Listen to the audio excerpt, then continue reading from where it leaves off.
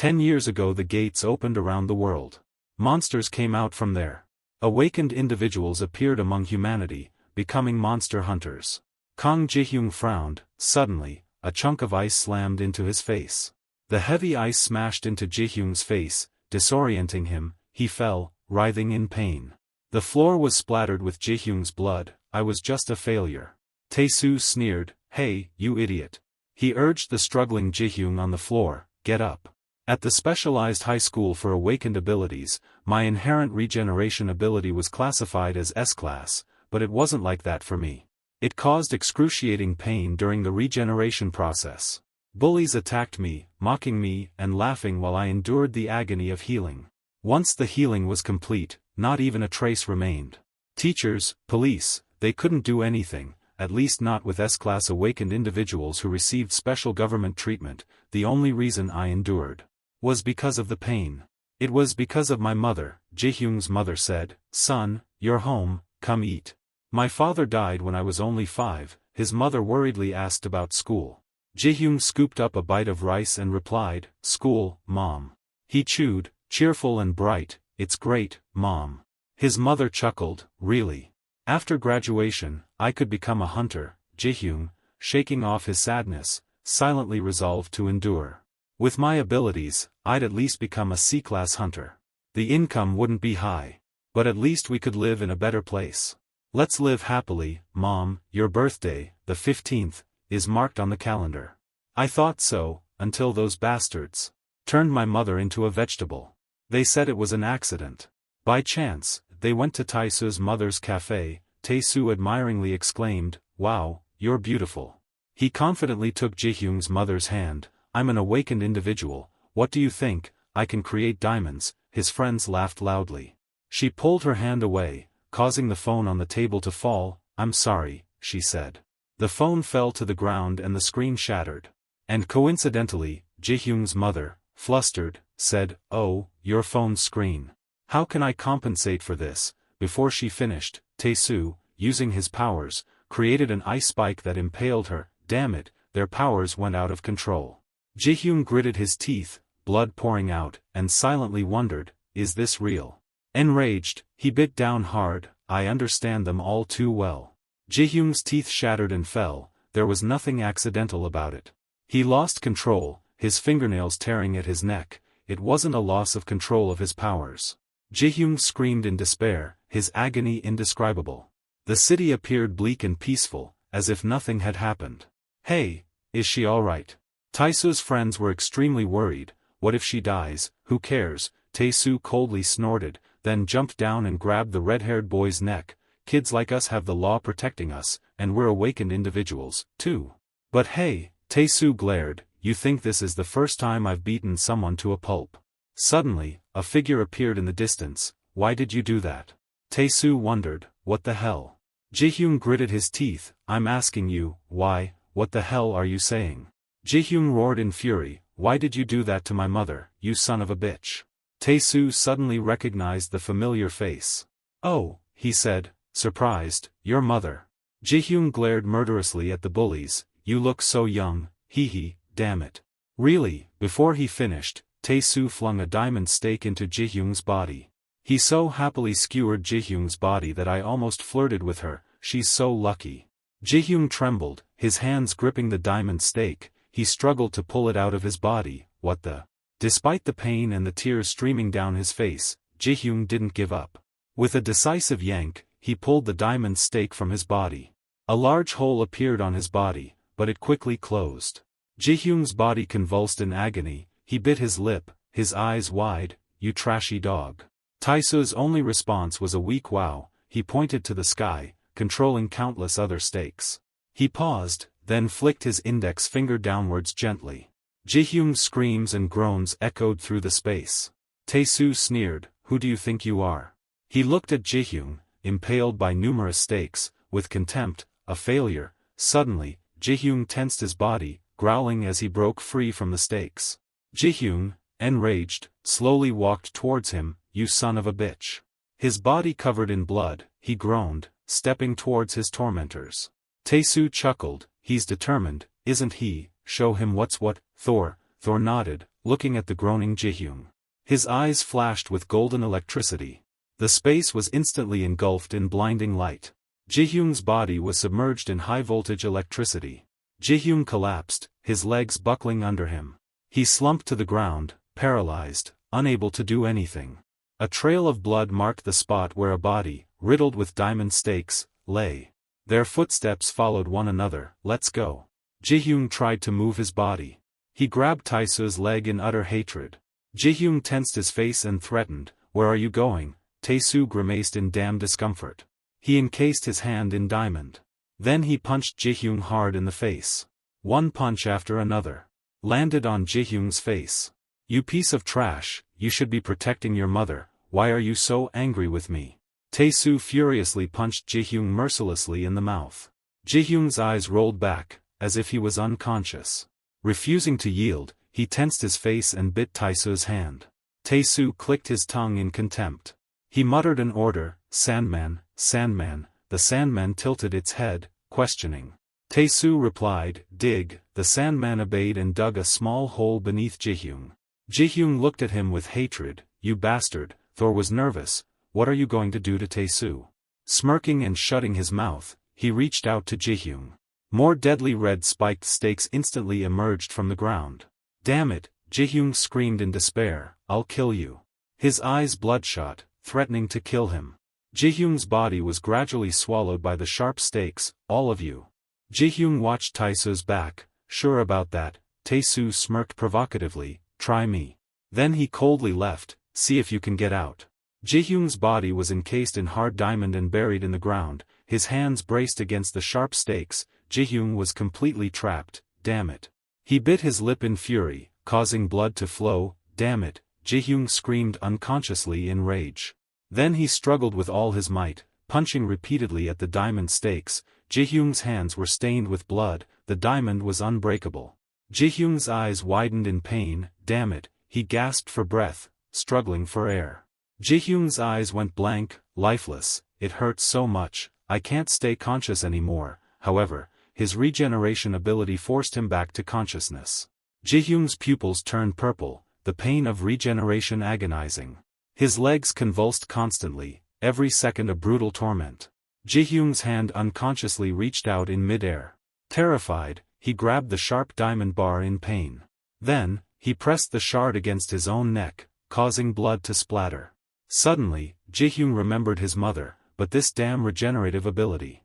Jihyung writhed in agony, not even allowing himself to die. He could only lie still, accepting his fate. Powerless to the bone, yet his mother was waiting. Jihyung hated it, he couldn't bear to endure it. "I'll get out," Jihyung told himself. "No matter what it takes, no matter how long it takes. Every agonizing punch, like blood gushing out, I'll get out, I'll survive, I'll get out." The city remained peaceful, as if nothing was happening.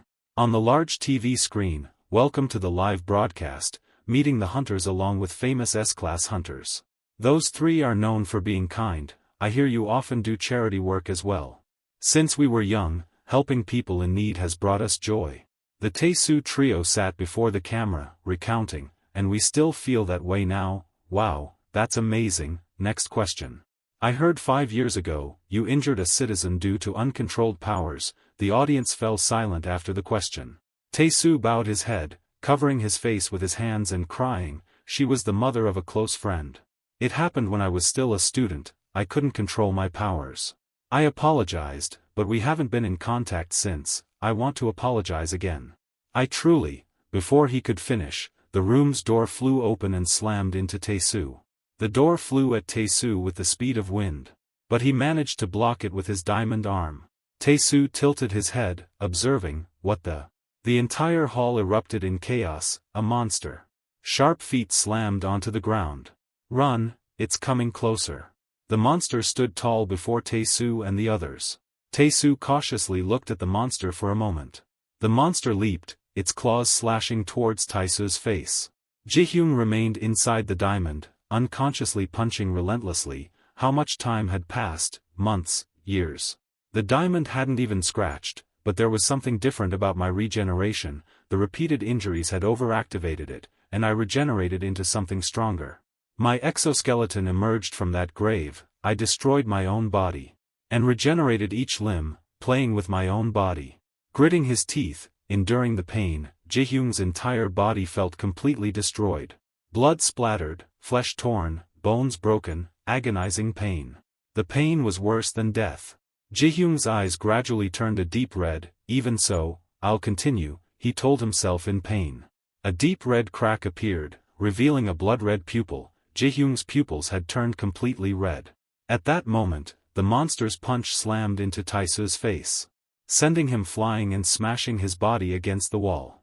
Thor was horrified, unable to believe what he was seeing. Thor's eyes narrowed in horror. A body, a monster, entirely made of bone and blood.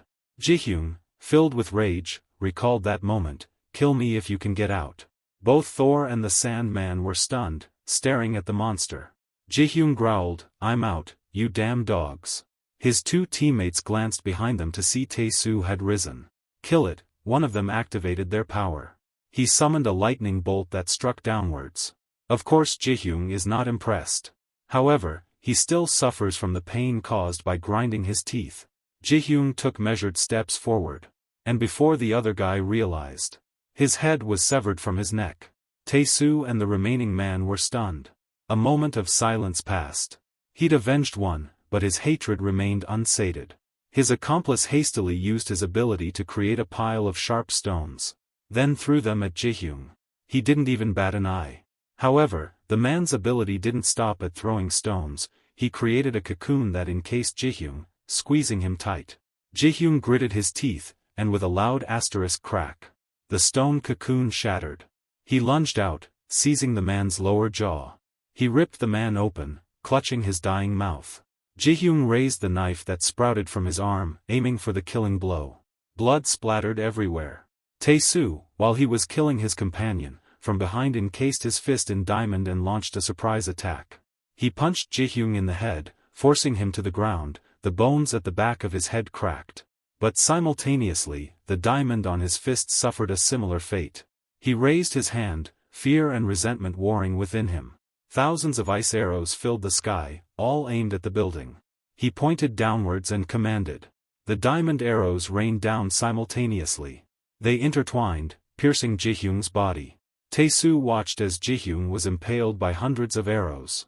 Suddenly, he frowned. Jaehyung slowly pulled himself up, slowly extracting his body from the ice arrows, blood flowing freely. Taesu's face went pale. He actually stood up. He turned to look at him, his body impaled like a hedgehog, covered in blood. Terrified, Taesu covered himself in ice.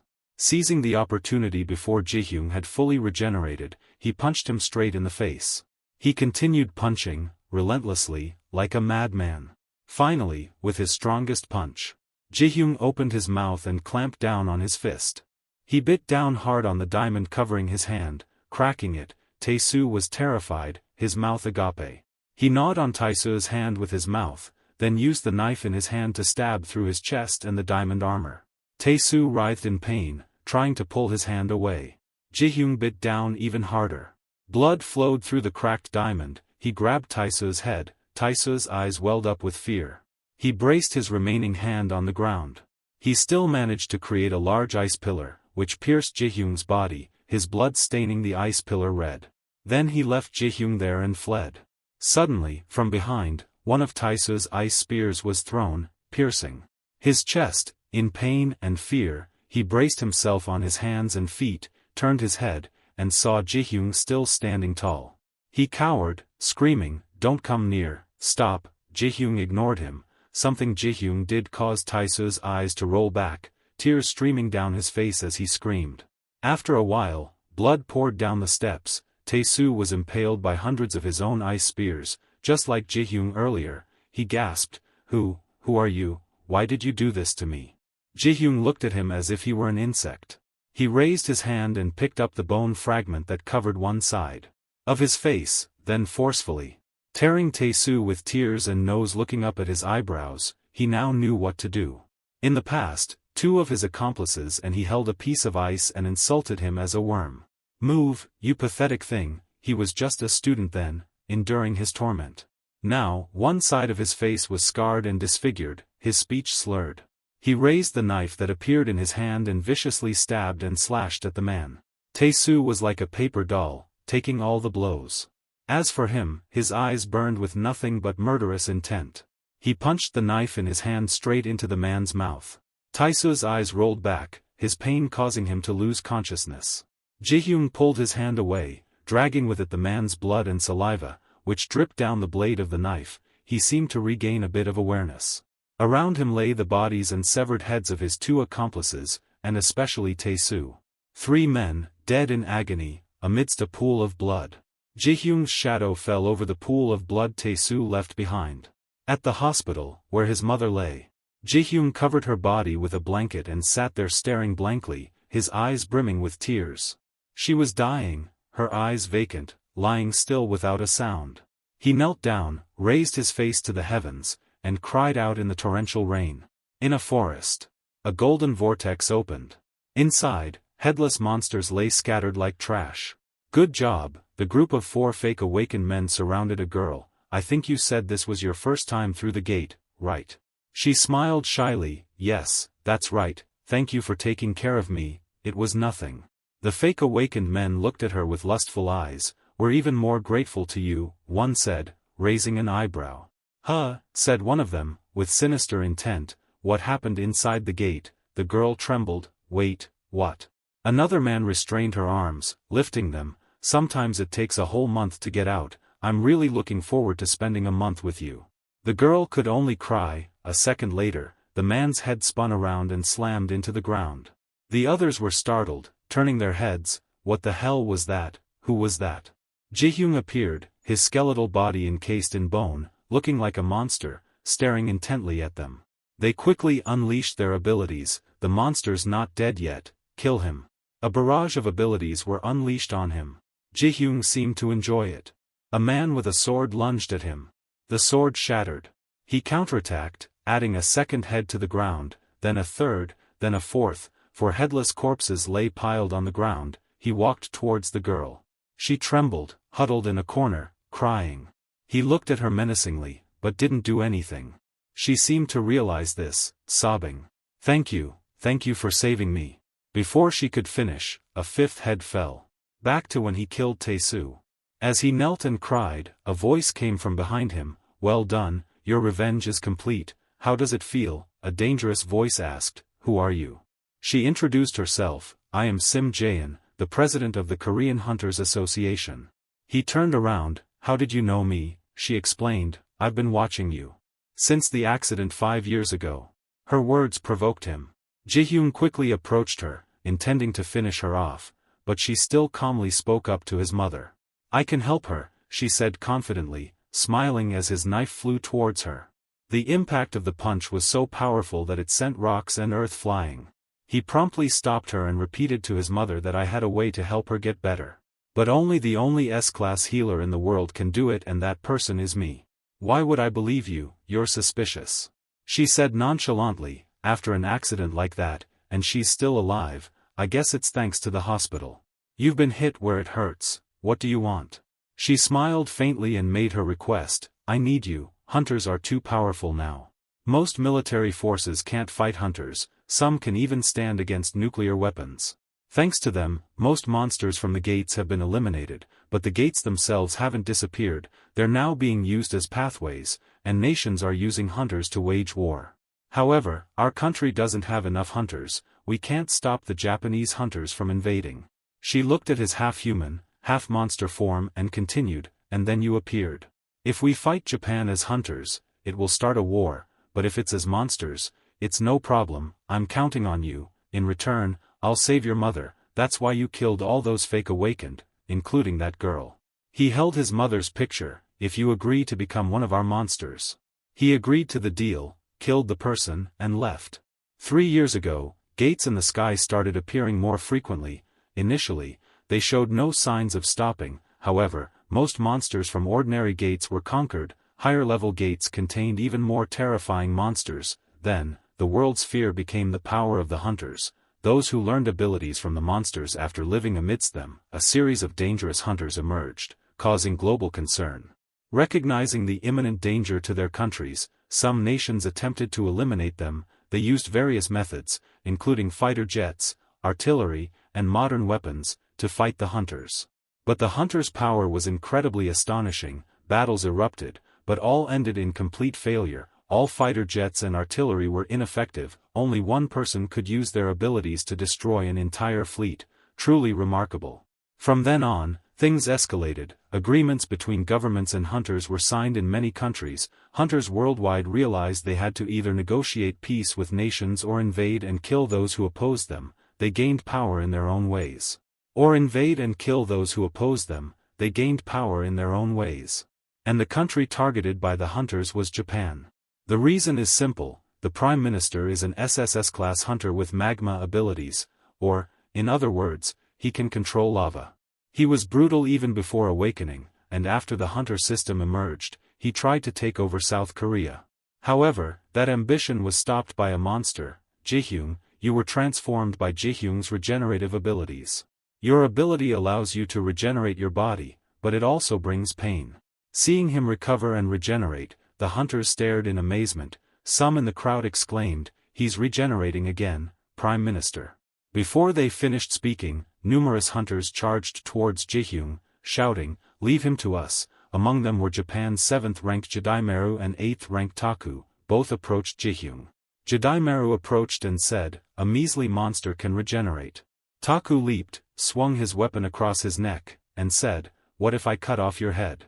It seemed like he was defeated, but Jihyung was fine. He looked coldly, grabbing Jidaimaru's head. With his other hand, he severed Taku's head. He pulled Jidaimaru back by the head, easily fighting off both opponents. Jidaimaru was astonished, unsure of what was happening. He widened his eyes and exclaimed, "Eh." He slammed Jidaimaru's head against the ground, blood spraying. Jidaimaru let out a loud scream, losing a lot of blood. Jihyung slowly raised his hand before the numerous hunters, who all stood dumbfounded in awe. Jihyung slowly stood up before the gate. Jidaimaru was dead. The Prime Minister stared blankly.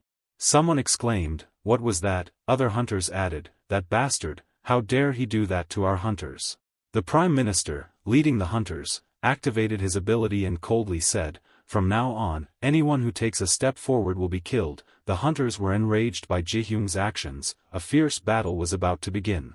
All the hunters trembled at the Prime Minister's words, falling silent. He remained standing before the gate, unmoving. The Prime Minister of the fierce hunters frowned and activated his ability. At another time, during a winter, snow fell heavily outside. A young boy sat huddled in a corner of the street, freezing and miserable, his eyes closed as if awaiting death. Suddenly, footsteps approached. An elegant man bent down and gently said, "Hey, little one, what are you doing here?" The boy slowly opened his eyes and looked up. The man gently leaned closer. The boy, freezing, managed to look up. The man sat beside him. The boy, confused, asked, "Who are you?" The man said nothing, but looked at a street sign. Then he said, "It's very cold." The man took off his coat and put it on the boy, then gently took his hand and led him away. Their footprints marked the snow. While walking, the man asked, "What's your name, kid?" The boy looked up, embarrassed. "That's Kaguryu." Back to the present, the Prime Minister was transforming, magma gradually appearing on his body. Jihyung stood there, smiling faintly and dazed. The Prime Minister began to unleash his power. Jihyung quickly raised his hand, creating a shield against the magma fired by the hunter. The attack from the SSS-class Prime Minister hunter was different. It sent Jihyung flying far away, unable to resist. Before he could react, the Prime Minister hunter quickly moved to Jihyung, grabbed his shoulder, and raised his hand behind him, preparing to strike. The Prime Minister hunter then punched through his body with his magma power. Jihyung screamed in pain, his mouth wide open, his tongue constantly moving, and he groaned. In his pain, Jihyung's screams echoed to the heavens. Although he was a regenerator, he felt the pain completely. The Prime Minister hunter seemed bloodthirsty, wanting to defeat everything. Jihyung's body was pierced with a large hole in his stomach, and his eyes were gouged out. However, Jihyung could regenerate. His eyes, though detached, still stared intently at the Prime Minister hunter. That wasn't enough. The Prime Minister continued his assault, summoning a column of magma that plummeted from the sky, aiming directly at Jihyung. The magma column reached him, people watching from afar exclaimed at the Prime Minister Hunter's incredible battle. He was beaten to the point where there wasn't a single piece of flesh left, only bones and traces of magma. The hunters exclaimed, "That's the Prime Minister for you." The Prime Minister tossed a woman's severed head to the ground. As he prepared to leave, the Prime Minister turned back to look. Ji-hyung's body began to regenerate. His bones reassembled into a skeleton, and each cell began to recover. Throughout the regeneration process, Ji-hyung continued to scream loudly. The Prime Minister stared at him, indicating the end of any resistance. A man and a woman stood atop a building littered with corpses. The man spoke.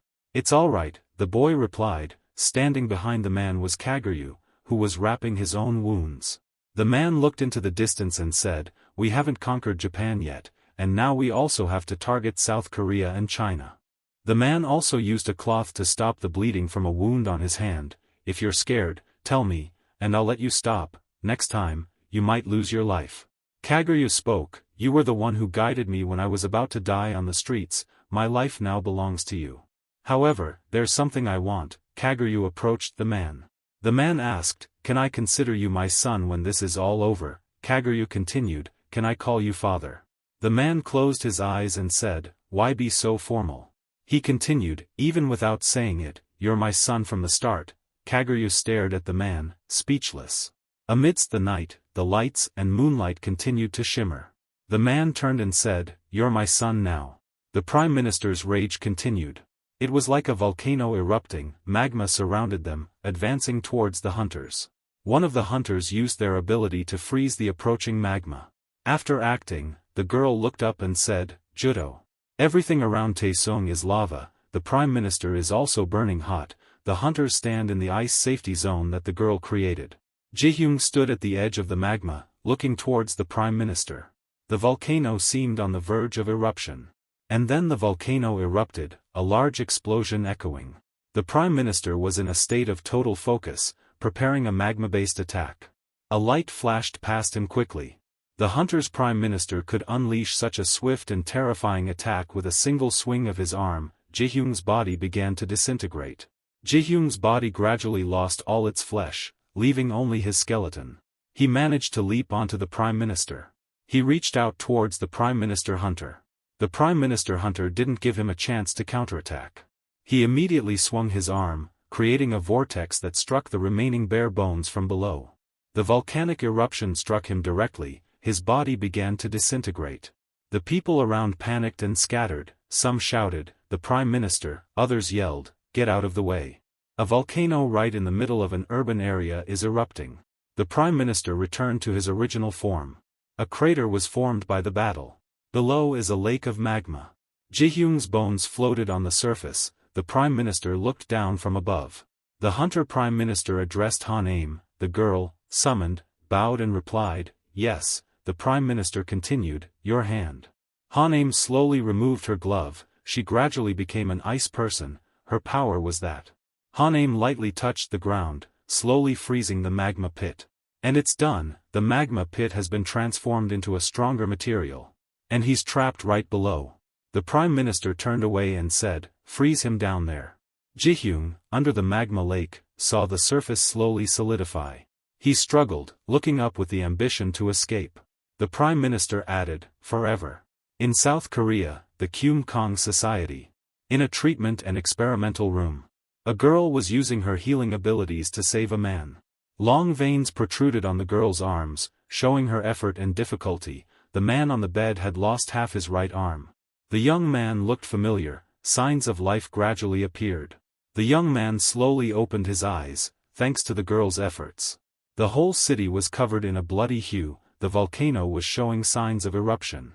Above the crater, Judo's men were preventing the eruption, diverting water into the crater. Judo turned to his subordinates and said, "Leave a few people." The others return. The subordinates, hearing the order, chorused, "Yes." While everyone wasn't paying attention, a hand emerged from the solidified magma, immediately cursing fiercely. "Don't try to escape." The hand, freed from the magma's grip, reached upwards. The monster trying to escape the magma was Ji-hyung. Because the magma layer was too thick, escaping was difficult. He roared, "This face. Inside the blood gate, I've been through this countless times. Jihyung began to emerge. His form, destroyed by the magma, was slimy and sagging, terrifying. He used all his strength to break through the magma's surface, Jihyung painfully said. But this pain has never been more bearable. Sensing an approaching killing intent, Hanaim turned towards the crater. Jihyung was crawling towards her. Seeing this, Hanaim looked anxiously at Judo, who was covered in wounds, and said emotionlessly, "Hanaim, take the hunters and escape." As soon as he finished speaking, Judo activated his power, a light radiating around him. He jumped down, delivering a powerful punch that sent Jihyung flying. Hanaim, worried, put her hand on her chest and said, "Judo." Scene change, Hanaim and Judo are at House H. Hanaim stood outside the door, worriedly saying, "Didn't you overdo it?" Judo, wiping his blood with a cloth, his body covered in scars, turned his back to Hanaim and said, "Magma regeneration isn't omnipotent. The 4 major hunter nations, us, China, Russia, Japan." Judo looked at the map on the table and continued, "Japan is the weakest. If we don't invade South Korea, we won't survive."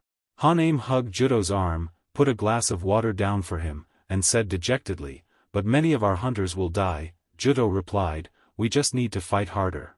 Even if my body is destroyed, I will protect our country." That was Hanami's thought. Judo was now in a fighting stance. His eyes were filled with killing intent, as if to obliterate his opponent instantly. Judo used all his strength, launching a powerful attack towards Jihyung. He attacked continuously, every move was deadly, leaving Jihyung no time to react. The fierce battle caused dozens of large explosions inside the volcano. Hanaim, outside the mountain, looked at the hunters present and said, "The Prime Minister ordered our retreat. I'll stay, you all leave." Hanaim, his face full of sadness, looked down at Tae-soo and continued, "I'm sorry." Hearing this, the hunters present all knelt down and said, "We had all received a lot of help from the Prime Minister. We will protect him to the end, ma'am." Inside the volcano, Judo was still fighting the monster Jihyung. The volcano seemed about to erupt because of their battle. Judo and Jihyung fought back and forth, exchanging countless blows. Above the crater, Hanaim and the hunters anxiously awaited Judo's return. In a moment of unguardedness, the monster Jihyung seized the opportunity and leaped towards Hanaim and her group. Before they could react, Jihyung grabbed Hanami's hand and pulled her down. The hunters cried out in unison, "Madam." Seeing his wife being dragged down by Jihyung, Judo roared in furious rage. The hunters activated their powers and jumped down after Jihyung. After grabbing Hanami's hand, half of Jihyung's body absorbed her power and froze solid. Judo breathed fire towards Jihyung, while Hanami's face turned pale, still unable to process what was happening. Judo gritted his teeth. In a flash, he snatched Hanaim from Jihyung's grasp, held her close, and severed one of the monster's arms. Enduring the pain of losing an arm, the monster Jihyung seized the opportunity and decapitated Judo. Hanaim was stunned, her mouth agape in disbelief at what she had just witnessed. All the hunters descended, and Hanaim used all her strength to prevent Judo's head from falling. But at that moment, Jihyung's spear also struck Hanami's hand. As the hunters landed, they immediately asked, "Madam, are you all right?" Hanaim, in shock, covered her mouth, stammered, and called out Judo's name. Tears streamed down her face. She approached Judo's head, which was slowly melting in the lava, and cried out his name. The hunters were also shocked and cried out, "Prime Minister." Jihyung was still alive and approaching Hanaim and the hunters. His body was now fleshed out, no longer the skeleton he was when he emerged. He approached Hanaim. He was now so large that he resembled a giant, leaving Hanaim immobile. Many tears streamed down her face, blurring her vision. Suddenly, she opened her eyes. She saw Judo holding her hand, staring at her worriedly and saying, "You're awake." Hanaim, as if waking from a dream, hugged Judo tightly and cried out his name. "I just had a nightmare," she said. Judo, not understanding what Hanaim had dreamt, worriedly called her name, looked into her eyes, and gently reassured her, "It's okay. I'm here, don't worry, Hanaim." Hanaim closed her eyes and kissed Judo. As she opened her eyes, she was horrified to see Judo's decapitated head. She opened her eyes and returned to reality. Before her, she saw that the hunters had been slaughtered by Jihyung and were slowly being consumed by lava. And she couldn't understand why Jihyung had spared her. Unable to accept what she saw, she raised her hand to her face and froze herself. Ji-hyun walked away without looking back, opened a door, and disappeared. Scene change, Kyum-kong National Assembly, South Korea. Tae-soo stood before the Mana Stone Repository. The woman beside Tae-soo said, "Tae-soo, you can't overdo it, you're the only one with mana left, that's why we saved you, and your friends." Tae-soo coldly replied, "I know." Tae-soo looked at the memorial picture of his friends and continued, "They hardly have any mana left." The woman asked, "Then why?" Before she could finish, Tae-soo interrupted her. "The rat I bullied in school escaped from the blood gate and killed me. And the person Tae-soo is talking about is none other than Ji-hyun." When it comes to Ji-hyun, Tae-soo gets angry and indignantly clenches his fists and says, "That damn wormhead." Tae-soo is the leader of the Kyum-kong Guild. He took off his shirt and threw it away. The girl, witnessing the scene, stammered, Sir, you." Tae-soo had become an S-class hunter. He coldly replied to the girl's doubt, "That's right." Countless sealing characters on Tae-soo's back glowed. He radiated killing intent, saying, "I've broken the seal." At the Kyum-kong Guild, a brown-haired girl ran in frantically, breathless. Seeing Tae-soo's back, still bearing the marks of the seal, she gasped, "The seal is broken." He smiled faintly, then he turned, facing the neatly arranged rows of people, and ordered, "Assemble all members of the Kyum-kong Guild immediately." The man in the black suit at the head of the line bowed, replying, "Ready to receive your orders, Guild Master." Others behind him whispered, I thought he was dead." The person next to him responded, "It seems the Vice Guild Master has been revived." The man in the black suit, Han Kung-chan, manager of the S-Class tactical team, remained slightly hunched, pushing his glasses up with one hand. He said, "That monster has moved to the gate after the Japanese hunt. You must have summoned us to," he began, but Tae-soo coldly interrupted, "Deal with that bastard." Kyum-kong exclaimed, "Truly our master." He stood straight, solemnly declaring, "We, the Kyum-kong tactical team, will support you with our lives." Without a word, Tae-soo attacked the man with glasses, severing his head. Then Tae-soo bent down and picked up the head. The man's eyes widened in terror, tears and snot streaming from his mouth. 3 surrendering men nearby glanced at the red-haired man in their ranks and asked, "Master?" Seemingly ignoring them, Tae-soo looked at the head in his hand and said, "This man was originally the vice president of the Korean Hunters Association. 3 years ago, I merged the association, and Kyum-kong could rule Korea." Without holding the head, Tae-soo used his ability, his hand glowing red, with something golden wrapping around it. He continued, "And his ability is S-Class remote control." As he finished speaking, the red-haired man's limbs were twisted, his face contorted by physical force. Blood splattered, hitting the mushroom-head black-haired man. It also hit the brown-haired girl, but no one screamed. They all gritted their teeth, pretending nothing happened. Recalling when Tae-soo still had the seal on his back, the brown-haired girl asked, "Was it necessary to remove your seal, sir?" The seal characters on his back glowed. She continued, "Your ability is cursed." Back to the present, he knelt on the ground, looking at his blood-stained hand. This isn't the best way. His eyes turned terrifying, a light emanated from his right hand, the blood around him made him even more fearsome. He looked up and asked, "Do you want to support me wholeheartedly?" A long, sharp, sword-like object created by Tae-soo moved through the crowd, severing heads. Blood sprayed everywhere, splattering onto the faces of those nearby. The crowd erupted into chaos, screams of terror filling the air. A significant number survived, 1528. Tae-soo seemed to go mad, his eyes wide, screaming as if to sweep away everything. In an instant, all the hunters present were annihilated. Rows of corpses lay on the ground. The scene was a bloody battlefield. The brown-haired girl, her face in her hands, helplessly asked, "Sir, are you all right?"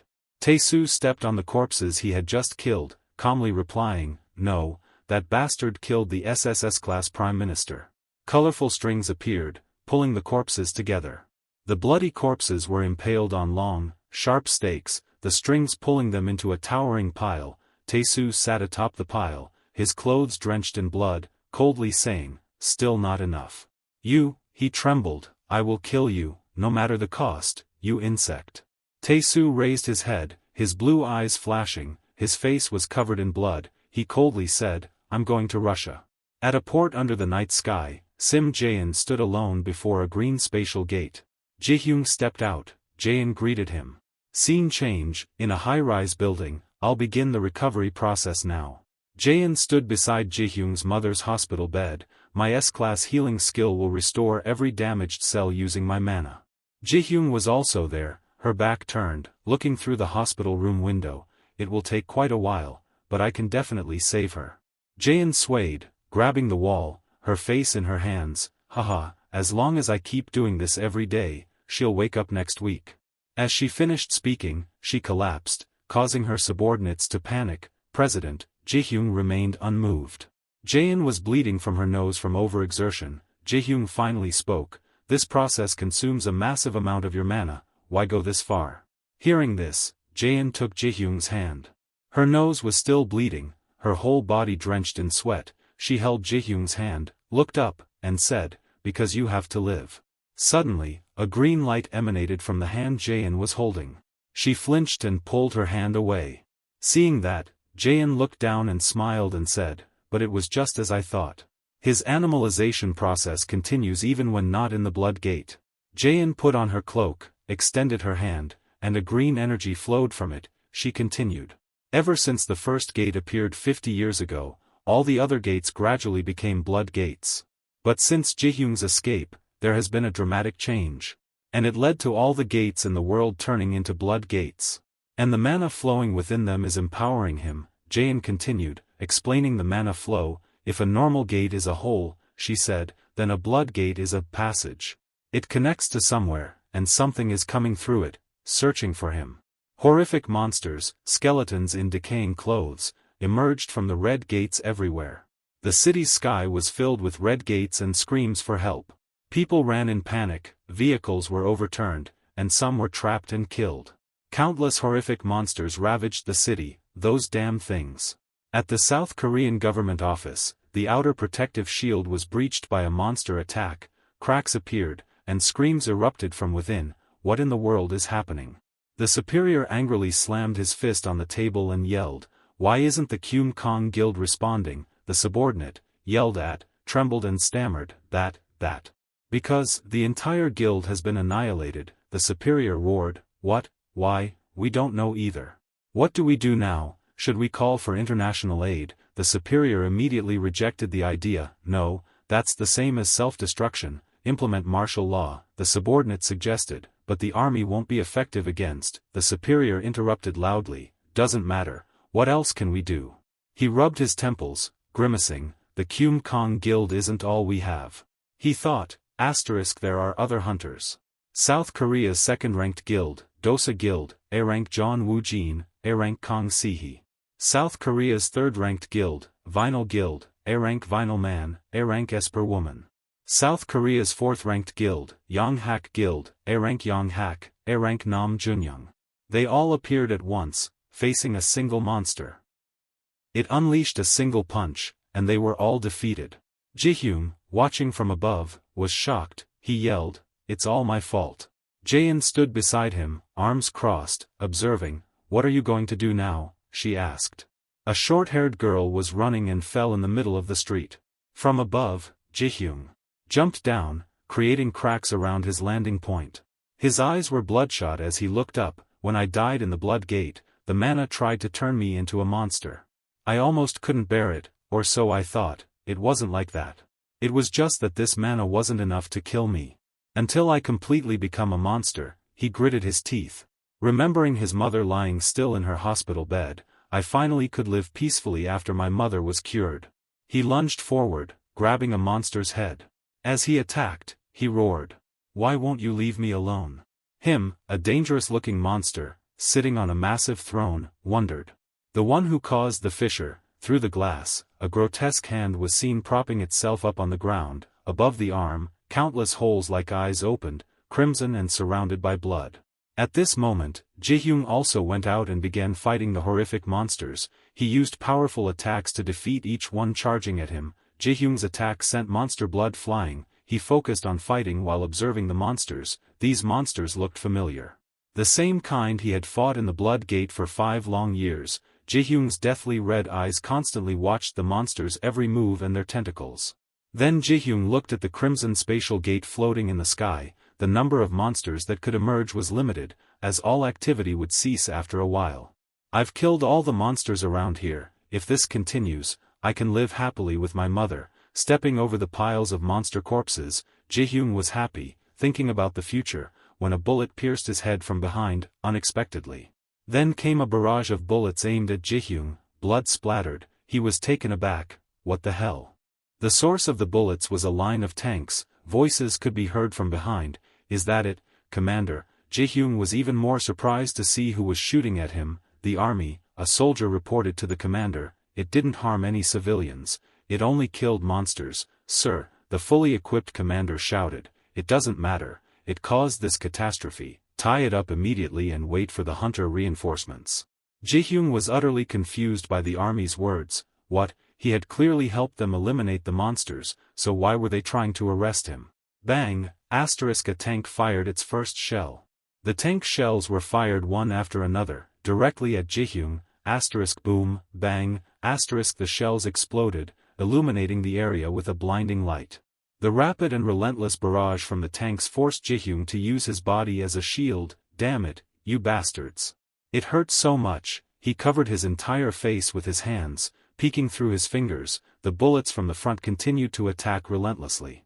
Ji-hyun's eyes looked desperate. The tears of pain falling stopped, and then an extremely large artillery shell was rushing towards him. The whole city was left with only the ruins of the attacks. The sky was tinged red with the fishy smell of blood rising. Fires still raged across the ground. Ji-hyun struggled to move towards the spatial gate. As he approached the gate, crimson and dark ominous rays emanated from it, carrying a surge of power. Jaein appeared, warning him cautiously, the blood gate is open. Ji-hyun's gaze remained one of death and suffering. Unable to stand straight, he bent over, looking past his feet at the mangled corpses behind him once more. A voice echoed in his head, making it difficult to resist the transformation into a monster. Hearing the voice, Ji-hyun felt doubt. Then, he lost consciousness, his eyes closing. Ji-hyun found himself in a classroom, lying on the floor, his body convulsing in pain. Fresh wounds were visible on his body. Ji-hyun cried out in pain, but no one in the class noticed except for his childhood friend, who turned to look at him. A brief memory surfaced, a short conversation between Ji-hyun and the blonde bully, Tae-soo, and his gang, who relentlessly targeted him. The blonde boy angrily clenched his fist and punched the wall, while Ji-hyun shyly leaned against the wall, his voice trembling. Because I'm easy to bully, Ji-hyun, his face and body covered in wounds, bowed his head and said, "You'll get beaten up too, just pretend you don't know me." The blonde boy was irritated. What? Hearing his childhood friend say such things, the blonde boy angrily grabbed Ji-hyun's collar and shouted, "Ji-hyun, are you crazy?" Ji-hyun's bruised face avoided the blonde boy's gaze. His fear wasn't of being hit, but of his friend's worry. The blonde boy didn't know what to do. Seeing Ji-hyun's face, he angrily let go. "Forget it." He turned away, muttering, "Get lost," and walked away. "That's how my childhood friend left me." Ji-hyun still remembered the blonde boy's back as he walked away. Or so I thought. Back in the classroom, he was still in pain on the floor, but subconsciously, he still remembered his friend. But in reality, he was gathering evidence. The blonde boy only glanced at Ji-hyun, but his eyes were deep, his face showing tense muscles. This was evident in his right eye, which held every piece of the image. After gathering enough evidence, he sent it to the police, educational institutions, and many other places. The next day, in a hospital room, agonizing screams echoed. He was found having lost his right eye.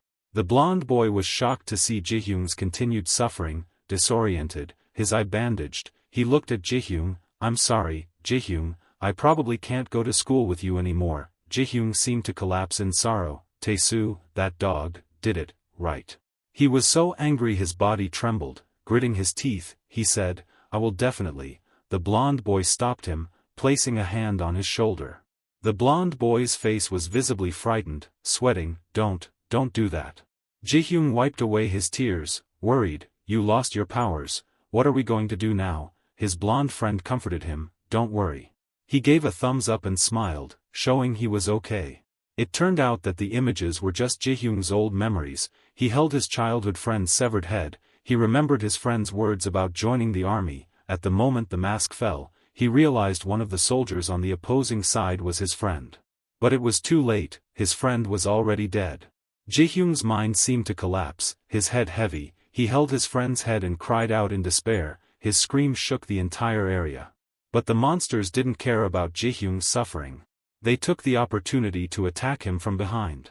Ji-hyung, filled with sadness and anger, turned to fight back. He used his long, sharp claws to slice the monsters in two. Ji-hyung's screams mingled with the monsters' roars, echoing throughout the area. From the spatial gates, more monsters continuously poured out, surrounding and attacking him. At the presidential building, protected by a shield, the monsters only circled outside. Inside the building, a voice was heard, "Mr. President, what is this?" On the screen, Ji-hyung's figure was seen fighting the monsters, observed by two men. In response to the question, the other man said, "The monster killed the chairman of the Kyum Kong Association and the former Japanese Prime Minister." He continued, "After investigation, the final decision is to kill it to restore the gates to normal." The president watched the screen, puzzled, but why are they fighting so chaotically? The man with the president, his secretary, replied, "We don't know, but more importantly, there are other monsters that can't be defeated." The president, still watching the screen angrily, the secretary added, "The blood gate is beginning to expand, we can't delay any longer." The president asked, "What about the hunters?" Secretary Lee reported, "They've been eliminated, sir." This gave the president a massive headache. Exhausted, he rubbed his head. "All right, contact foreign hunter agencies." Somewhere, a strong woman in a crimson suit, holding a blood-stained blade, Wan Jiguang, the first neutralizer, asked an old man carrying many weapons, "The monster that caused the deaths of the Korean and Japanese hunters, because of the blood gate." Then she slammed the blade into the ground, creating a deep dent and cracks. Her voice was filled with excitement. "This will be interesting." Under the crimson sunset, only these two mysterious figures remained, behind them lay numerous dead soldiers. Elsewhere, a woman with white hair covered by a veil was also monitoring Ji-hyung's every move. What the hell is going on? She was Vladimir Ruzana, the first of the Russian Federation, sitting in her powerful chair, surrounded by multi-angle screens monitoring everything. Enraged by what she saw, she clenched her fist and exclaimed, "Damn it." In America, a white man looked up at the sky and a protective membrane above it. "Ah, I can hear the screams of the suffering souls." Standing atop a high rock, he observed the unfolding mayhem and the people fleeing below. "I must go," he said. The man behind him cautioned, "What if you go? What about the war in Russia?" Outside the protective barrier, people were about to break through, cracks were growing larger, and purple lights began to appear. The white man declared, "The war is over." The protective barrier disappeared. He unleashed a purple light, then spread his wings, feathers drifting down. The man standing behind was shocked and in tears. The #1 American hero of the SSS level, Stephen Lucas, held the bracelet in his hand. A tremendous power radiated from him as he issued an order to Korea. Ji-hyung recalled the time he spent fighting monsters for 5 years in the blood hell, under incredibly harsh conditions, without food, drink, or rest. His lips were parched. His weary legs moved in unsteady steps. The battle would endlessly repeat, all for survival. There, one would feel utterly exhausted. Every time I felt my sanity slipping, the process of monsterification would begin. However, each time, I remembered the faces of two people, my mother, lying vegetative in her hospital bed, and the face of the one who had reduced my mother to this state. Remembering this restrained my transformation into a monster. Now, I'm starting to lose control again. Is it because I've avenged myself, and my will has weakened? No, perhaps the demonic energy of the blood hell is intensifying. As I near it, I can't control myself.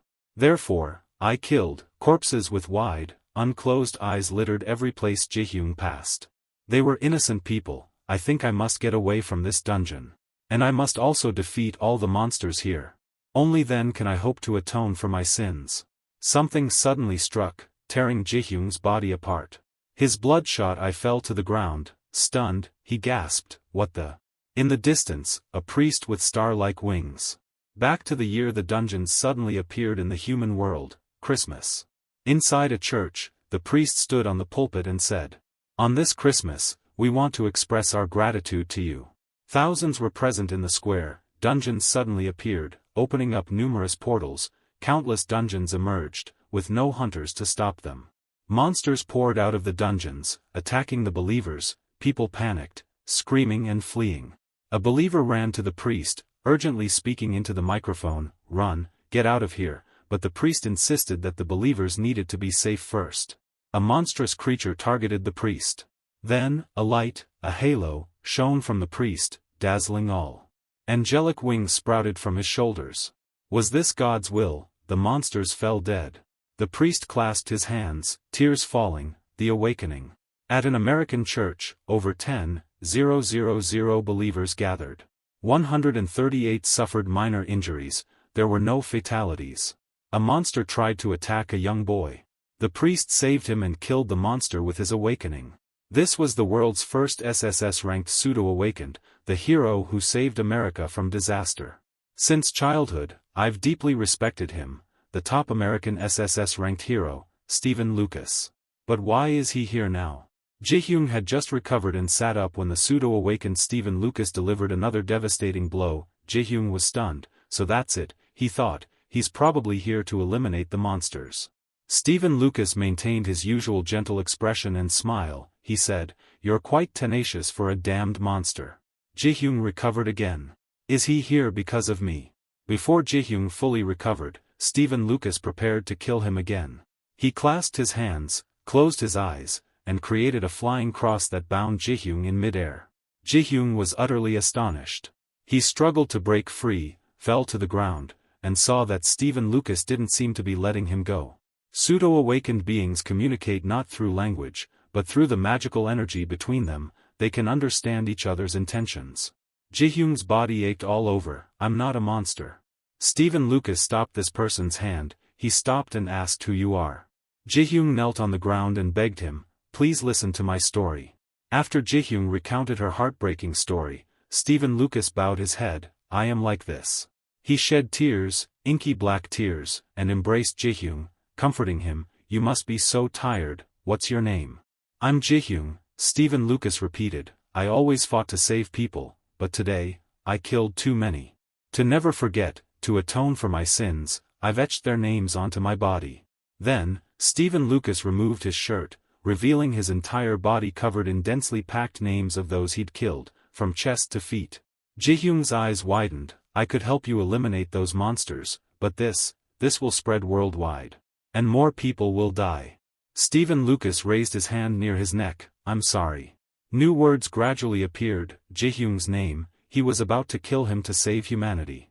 "Truly sorry." Jaehyung's eyes welled up as he saw his name appear on Stephen Lucas's skin. Why does no one understand his pain? Stephen Lucas then pointed at Kang Jaehyung's head. A surge of killing intent swept over Stephen Lucas. He whispered, "I have to kill you." At that moment, in a high-rise building protected from flying monsters. Inside a room, the head of the Korean Hunters Guild, Jaein, watched Stephen Lucas on a screen. With her was Kang Jaehyung's mother. The girl outside was extremely worried about the guild master. Meanwhile, inside, Guild Master Sim Jaein, her eyes bloodshot, was distraught, bleeding from her nose and mouth. Across the Eurasian landmass of Russia, curses rang out. "Damn that Lucas, he single-handedly leveled the battlefield, and now he's in Korea. Has he been holding back all this time?" The woman with a fur hat and a prosthetic leg was Russia's top-ranked SSS-class hunter, Vladimir Ruzana. On one of the screens, her subordinate, arm injured, reported, "We've lost 80% of our combat strength, Your Majesty, we can't hold the line. If this continues, hunters from other superpowers will attack." Vladimir Ruzana bit her lip. "Damn it, if only we could capture that monster." Two figures entered the hall. Confidently, they spoke to Vladimir Ruzana. "Let me handle it." It was the kid who had reduced our protagonist's mother to a vegetative state. The monster Vladimir Ruzana mentioned, the one she wanted to capture, was an Arctic monster, exceptionally brutal, a top-tier SSS-rank beast. Its body was massive, its arms grotesquely large and deformed, with horns on its head. The moment it appeared, Russia's Arctic base was leveled. Completely clueless about the portal and the beast, the Russian government deployed all its forces, only to suffer a catastrophic defeat. And they were forced to use half of the nation's nuclear arsenal. The nuclear bombs were fired to the North Pole to target the demonic beast, but the demonic beast did not die under the non-magical attack, and northern Russia after dropping the nuclear bomb was heavily contaminated with radiation. It became the ideal breeding ground for the beasts. The monsters multiplied under the leadership of that SSS-Rank beast. Russia then declared war on the US to reclaim resources. The green-haired man nonchalantly said, "That monster, I'll kill it." Annoyed, Vladimir Ruzana stepped down. "You're an S-class hunter from Korea, how laughable." She approached him, coming here uninvited, an S-class hunter daring to kill the Arctic monster. Vladimir Ruzana glared and snapped her fingers. The ground beneath the silver-haired man and pink-haired girl was suddenly compressed, forcing them to their knees. The kid stammered, "It's because of you I'm here. You're the one who caused this." Vladimir Ruzana, enraged, sneered at the disrespectful kid, "I can kill people, you know." Vladimir Ruzana, sitting on her throne, found this amusing. She pointed at him. You think you can cross that irradiated zone? Is that a shield? That's useless against high concentrations of radiation." Suddenly, Vladimir Ruzana froze. She looked at the silver-haired boy, constantly moving to create a shield far stronger than a normal one. Knowing this boy could do it, she stopped pressing him and said, "It's fine, as long as you kill the Arctic beast, I'll give you half its magic stones." The boy immediately accepted. "Wait for my word, I'll kill it right now." Back to Jihyung and the awakened, Stephen Lucas, he whispered an apology. "I'm truly sorry, I have to kill you." Jihyung's body disintegrated after that blow, scattering pieces of flesh in all directions. Among them was his eye, wide and bloodshot, as if all his grievances were written there. A piece of Jihyung's flesh fell far from Stephen Lucas.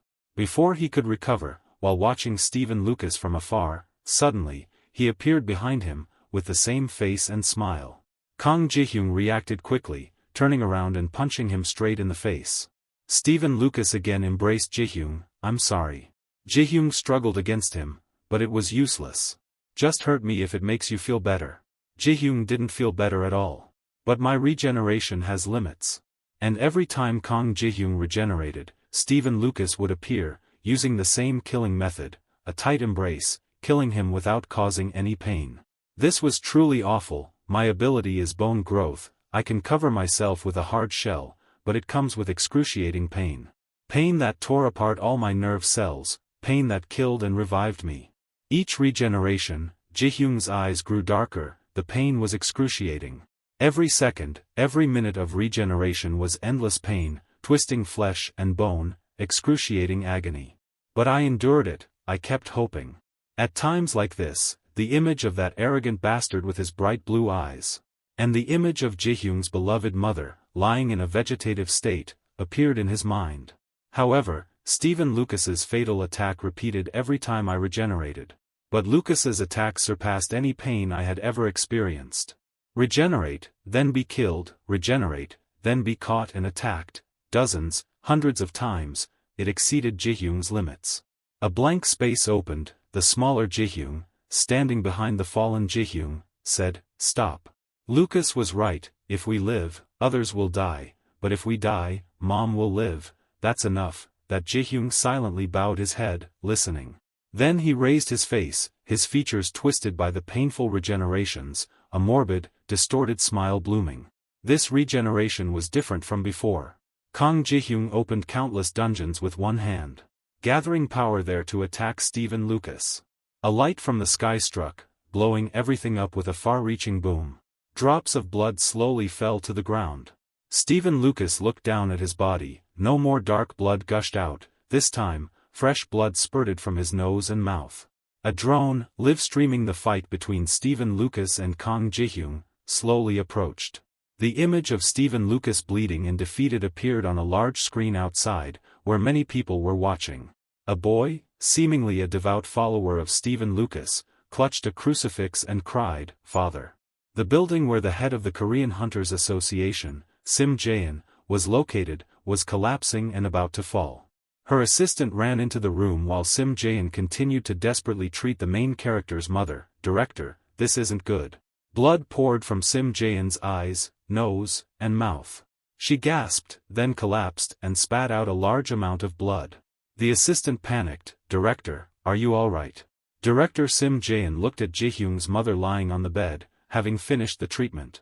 Ji-hyung's mother, who had been in a vegetative state, slowly opened her eyes and woke up. Tae-soo muttered curses at Ji-hyung, "That damned kid." Tae-soo wonders if Ji-hyung is fighting with Lucas. Han Tae-soo cursed madly, "Damn it." Standing amidst the dark, radioactive gloom with this massive northern monster, Han Tae-soo talked to himself like a madman. In this dark, bloody gate, only the dark shadow of Lucas and the anomalous skeleton, Ji-hyung, remained. Ji-hyung went on the defensive. He was helpless but couldn't harm Lucas, the man he respected. Lucas instinctively recoiled. This manna was truly ominous. Lucas hugged Ji-hyung tightly, wondering how much pain he must be in. Black blood flowed from Lucas's eyes, as if deeply empathizing with Ji-hyung. One of Ji-hyung's eyes still sensed the deep emotions within him. From Ji-hyung's massive hand, a sharp blade sprouted. Ji-hyung created a powerful mana circle around himself. Lucas's voice echoed, "Sometimes, just having someone listen could help tremendously." Lucas spread his wings, which grew from his arms like angel wings. "Therefore, I shall be the ears that listen to everything." Lucas's hand reached towards Ji-hyung's ears.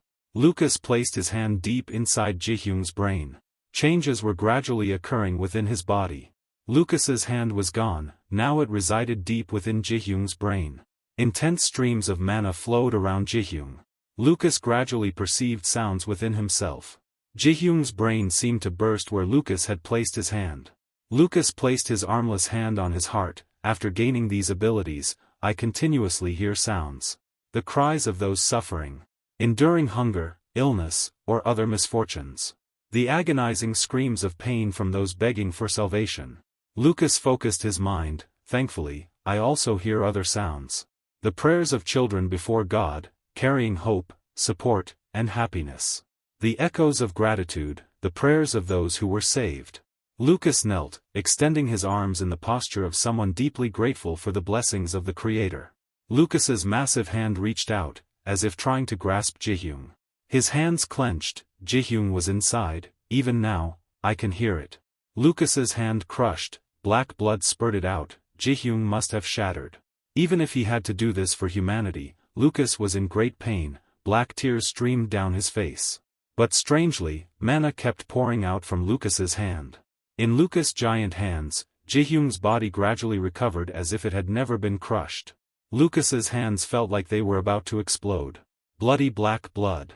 Ji-hyung's eyes blazed, and his pupils dilated. Ji-hyung pointed his sharp bone at Lucas, who knelt before him. Small hands sprouted from Lucas's massive hand, still grasping Ji-hyung, pulling him back. Ji-hyung struggled fiercely to break free. Ji-hyung fully recovered and stood before Lucas, reaching out to strangle him. Lucas was helpless. He had to resort to violence against Ji-hyung. Was this truly the only way? When Lucas's hand touched Ji-hyung's forehead, it left a cross-shaped mark. The cross indented deeply, causing Ji-hyung to clutch his head with both hands. Ji-hyung's body was gradually being destroyed. Sometimes, faith tests us. Blood erupted, splattering Lucas's face. His eyes showed profound sadness. Unpleasant sounds began to appear around Ji-hyung. It caused blood to flow profusely from Ji-hyung's face, eyes, nose, and all over his body. Lucas's face was also stained with Ji-hyung's blood. Lucas put a finger on his tongue.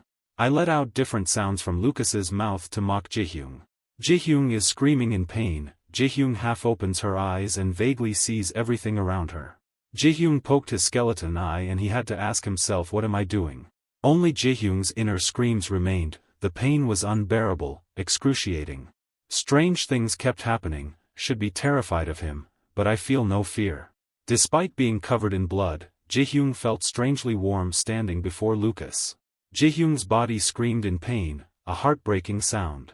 There were people praying to God for peace and safety. Ji-hyung wondered, what is that? Is it respect, faith? Thousands of crosses appeared before Ji-hyung's eyes. What in the world?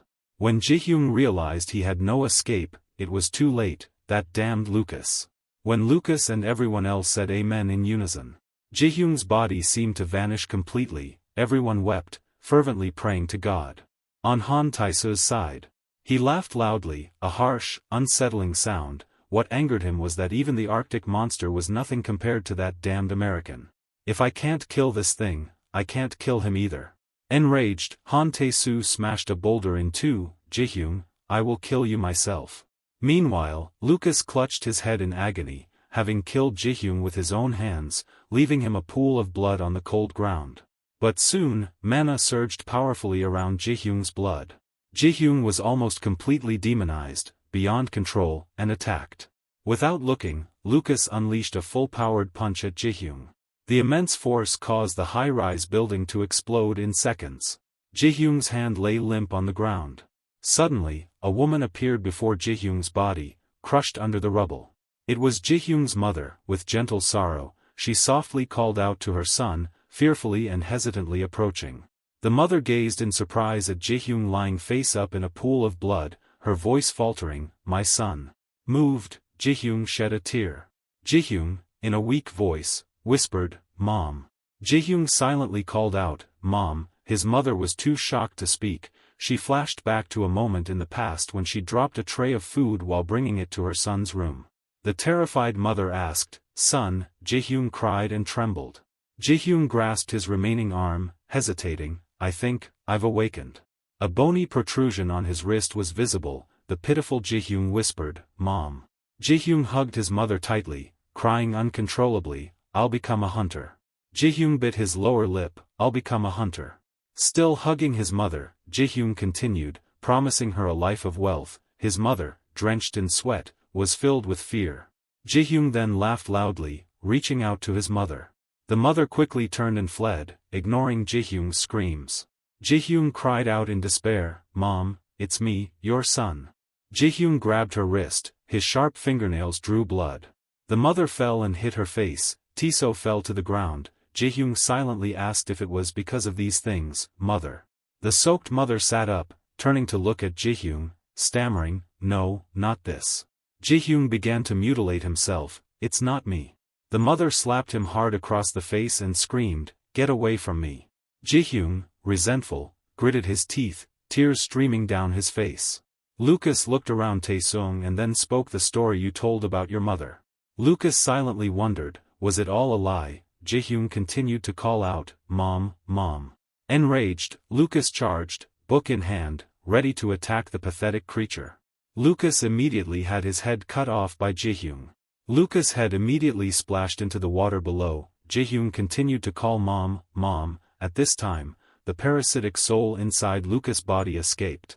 Ji-hyun hugged her mother, her voice filled with despair. Ji-hyun continued, "Mom."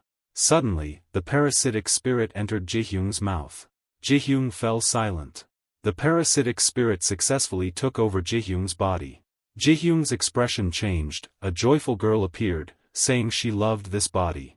The person possessing Ji-hyun was a girl with limp purple hair and earrings, thinking to herself, "I like strong men." Inside, the purple-haired girl was silently expressing her feelings, "I hate weaklings." Behind her were a bunch of male corpses hanging like decorations, men she had killed because they couldn't tolerate her childishness. Therefore, the purple-haired girl was immersed in her love for Lucas, whispering, "I love you, Lucas." The purple-haired girl was madly in love, whispering, "I love you." She stuck out her tongue and licked the picture lustfully, whispering, "I want to become one with you." The girl continued her reminiscing. Some time later, when I awakened my abilities, the girl who had possessed Lucas. The girl, one with Lucas's body, I gained a new skill, the ability to merge with others. Right now, the purple-haired girl was basking in a feeling of euphoria. With it, I always get what I want. A man stronger than Lucas, the girl was overjoyed, perfect. The purple-haired girl was inside her mind, watching all the memories. The girl slowly followed Ji-hyun's past, this man's memories. Ji-hyun woke up but didn't see her mother beside her. Ji-hyun stepped out of the room and saw her mother turning away, walking away. Ji-hyun yelled, "Mom." Her mother ran quickly. Ji-hyun chased after her, shouting, "Mom." Unfortunately, she tripped and fell. Ji-hyun was bleeding profusely and screamed. Her mother stopped, biting her lip. Then, her mother continued running, ignoring Ji-hyun's screams. The rain grew heavier. Ji-hyun slowly walked in the rain, exhausted and unsteady. She fell to the ground, suffering. "Mom, don't abandon me," she cried. Jihyung silently blamed herself. "I'm your son, Mom, please come back and stay with me, why did you leave me?" Jihyung wondered, is it because Dad died because of me? Jihyung looked at her blood-stained wrist, or is it because my abilities are dirty? Jihyung blamed herself, am I a monster? Jihyung, her face full of hatred, sat up. Jihyung cut at the anomalous bone on her wrist. But it kept growing, making Jihyung furious. Jihyung fell into despair and screamed. Jihyung's tears and snot flowed freely. Jihyung bit her lip. Her hand held a glass bottle, as if she were about to do something. Jihyung repeatedly cut her wrist forcefully. Suddenly, she heard a voice. The voice grew closer. Jihyung's mother ran to her son. Jihyung hesitantly called out, "Mom." The pitiful Jihyung said, "I was wrong, Mom, I'm sorry, but..." Jihyung's eyes were blank. "This thing can't be removed, it keeps growing, what should I do?" Her mother, panicked, couldn't hold back her tears. Jihyung kept saying, "What should I do, I'm sorry." The rain stopped, her mother hugged her son tightly. "I'm sorry, my son, I'm so sorry." The mother silently blamed herself. The purple-haired girl, after seeing the memories, laughed loudly, "Haha." The purple-haired girl thought to herself that this guy is really a crazy bastard. The purple-haired girl was filled with a feeling of excitement. "I love it, I can control this body freely." The purple-haired girl controlled the entire body. The girl skipped and laughed loudly, "Ha ha ha ha ha." Then she immersed herself in every cell. The girl suddenly screamed in pain. The purple-haired girl writhed in agony, "This hurts so much."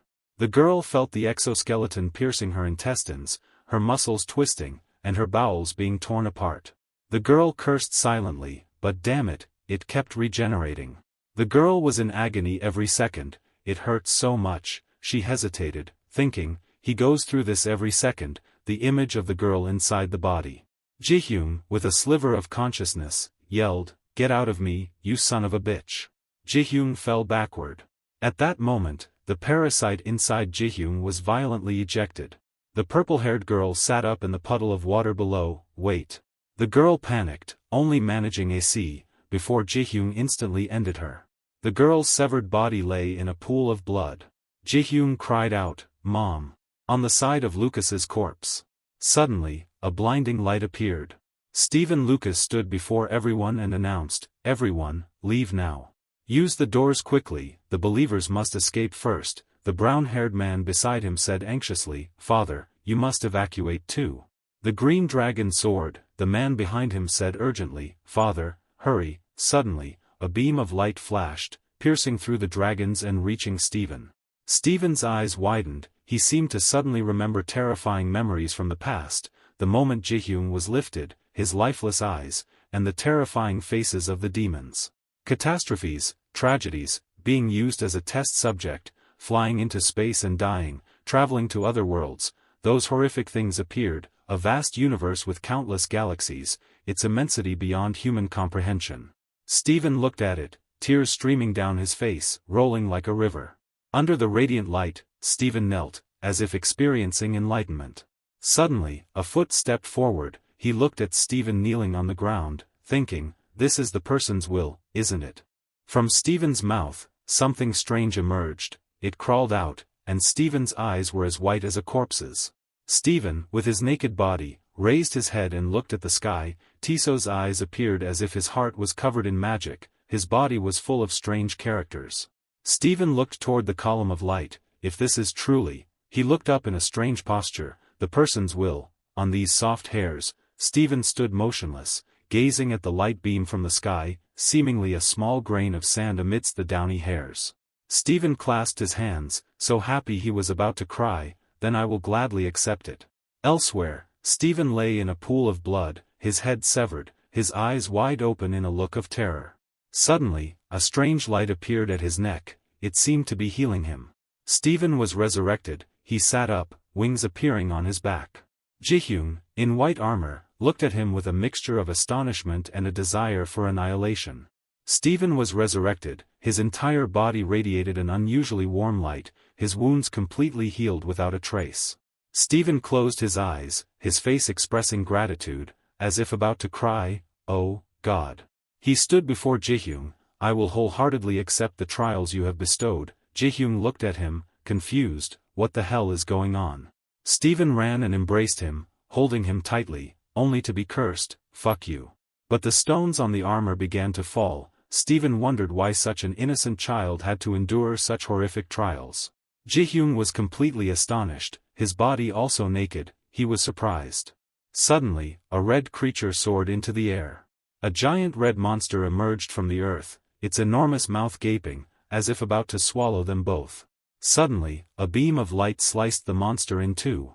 Beams of light from the sky cut the giant monster in half, the light slicing across the sky. Jaehyung's face was filled with shock. He looked at the horrifying scene before him. The entire city was in chaos, surrounded by giant monsters, the sky red with strange beams of light. From different dimensions, other monsters emerged from strange holes beneath the beams of light. Jaehyung was lifted, his eyes forced open to witness the chaos. Steven gently placed him on the rooftop of a tall building. Then he flew high into the sky and returned with a bright light in the sky. Jaehyung looked up after him. His eyes were indifferent without any emotion. Suddenly a golden light appeared. Steven's eyes suddenly became strange, his wings opened wide. Steven, in golden armor, raised a huge sword. He rode a golden steed with majesty and power. The creatures below cheered. More beams of light appeared in the sky. Numerous knights soared into the sky, clad in golden armor and riding golden steeds. Like him, they fought in unison, charging towards the monsters. The dark, gloomy sky began to clear, leaving behind rays of light. The chaos in the city was slowly receding. The warriors in golden armor and on golden steeds, with courageous spirits, charged into battle, defeating the monsters rising from the earth. Jaehyung, naked, sat on the ground, his face blankly watching them. More beams of light appeared, many places on earth were being saved, the dark clouds dissipated, and light once again shone on the land where humans lived. They rejoiced, many shedding tears, others felt immense gratitude. The orange-haired man was gradually destroying the barrier surrounding him. His eyes widened, taking in everything. The blonde boy cried, his hands clasped in prayer, his heart filled with boundless gratitude. At the church, Steven and the boy stood before the door. The boy suddenly asked, "Father." He tugged at his sleeve, "Don't go, pray today." Steven looked at the boy, not understanding. He replied, "Son." The boy's eyes suddenly turned gold, tears streaming down his face. He pleaded desperately with his father. Steven looked sadly at his son. He couldn't decide what to do. He didn't turn back to hug the boy. Parents eventually have to leave their children. And when that time comes, the child must stand on their own. "Son," Steven cried, tears streaming down his face. Elsewhere, Steven suddenly appeared in the sky. He descended and said to Jaehyung, "A heavy fate awaits you." He looked at him kneeling on the ground. "You will face more pain and suffering than you can imagine. It's terrible." Something mysterious was about to happen in the spatial rifts. More monsters, more cruel ones, appeared. Steven clasped his hands together, tears streamed down his face, but he smiled happily. He prayed earnestly, "But please, don't lose your faith until the very end." And so, Steven disappeared with a happy smile. "Ah, I've cried so much until now." At the hospital, a voice cried out, "Mother." A patient lay in bed, her face gaunt, her body frail. Steven and the blonde boy knelt beside the bed, sobbing, "Mother." Steven placed his hand on her, she grasped his tightly. The mother, with a weary face, forced a smile. Steven remembered that moment. Tears welled up in his eyes, not from regret, but because of the moment they were facing. The blonde boy also cried. The dark clouds were dissipating, the sky was brightening. The boy looked up at the sky, full of hope. Normal life had returned. "Goodbye, father." Suddenly, a savage laugh erupted. From his ravaged body, he cursed, "Damn it." Haha, he laughed maniacally. Strange threads surrounded him. The magical space suddenly appeared, a blue color covering him. He sat on it and laughed loudly, thinking he was dead. Tae-soo was in a protective membrane and floating in mid-air after a battle. Tae-soo laughed angrily and said he almost died, then he laughed continuously without stopping. While laughing, he controlled his own superpowers to create a rain of sharp diamond spikes flying from the sky straight towards the green monster that injured him. Tae-soo kept laughing in madness. Tae-soo, safely within the barrier, frantically used his powers. the sharp diamond thorns shot down at the speed of light from multiple directions, piercing the green monster's body. The monster was riddled with holes and blood, and Tae-soo continued laughing madly.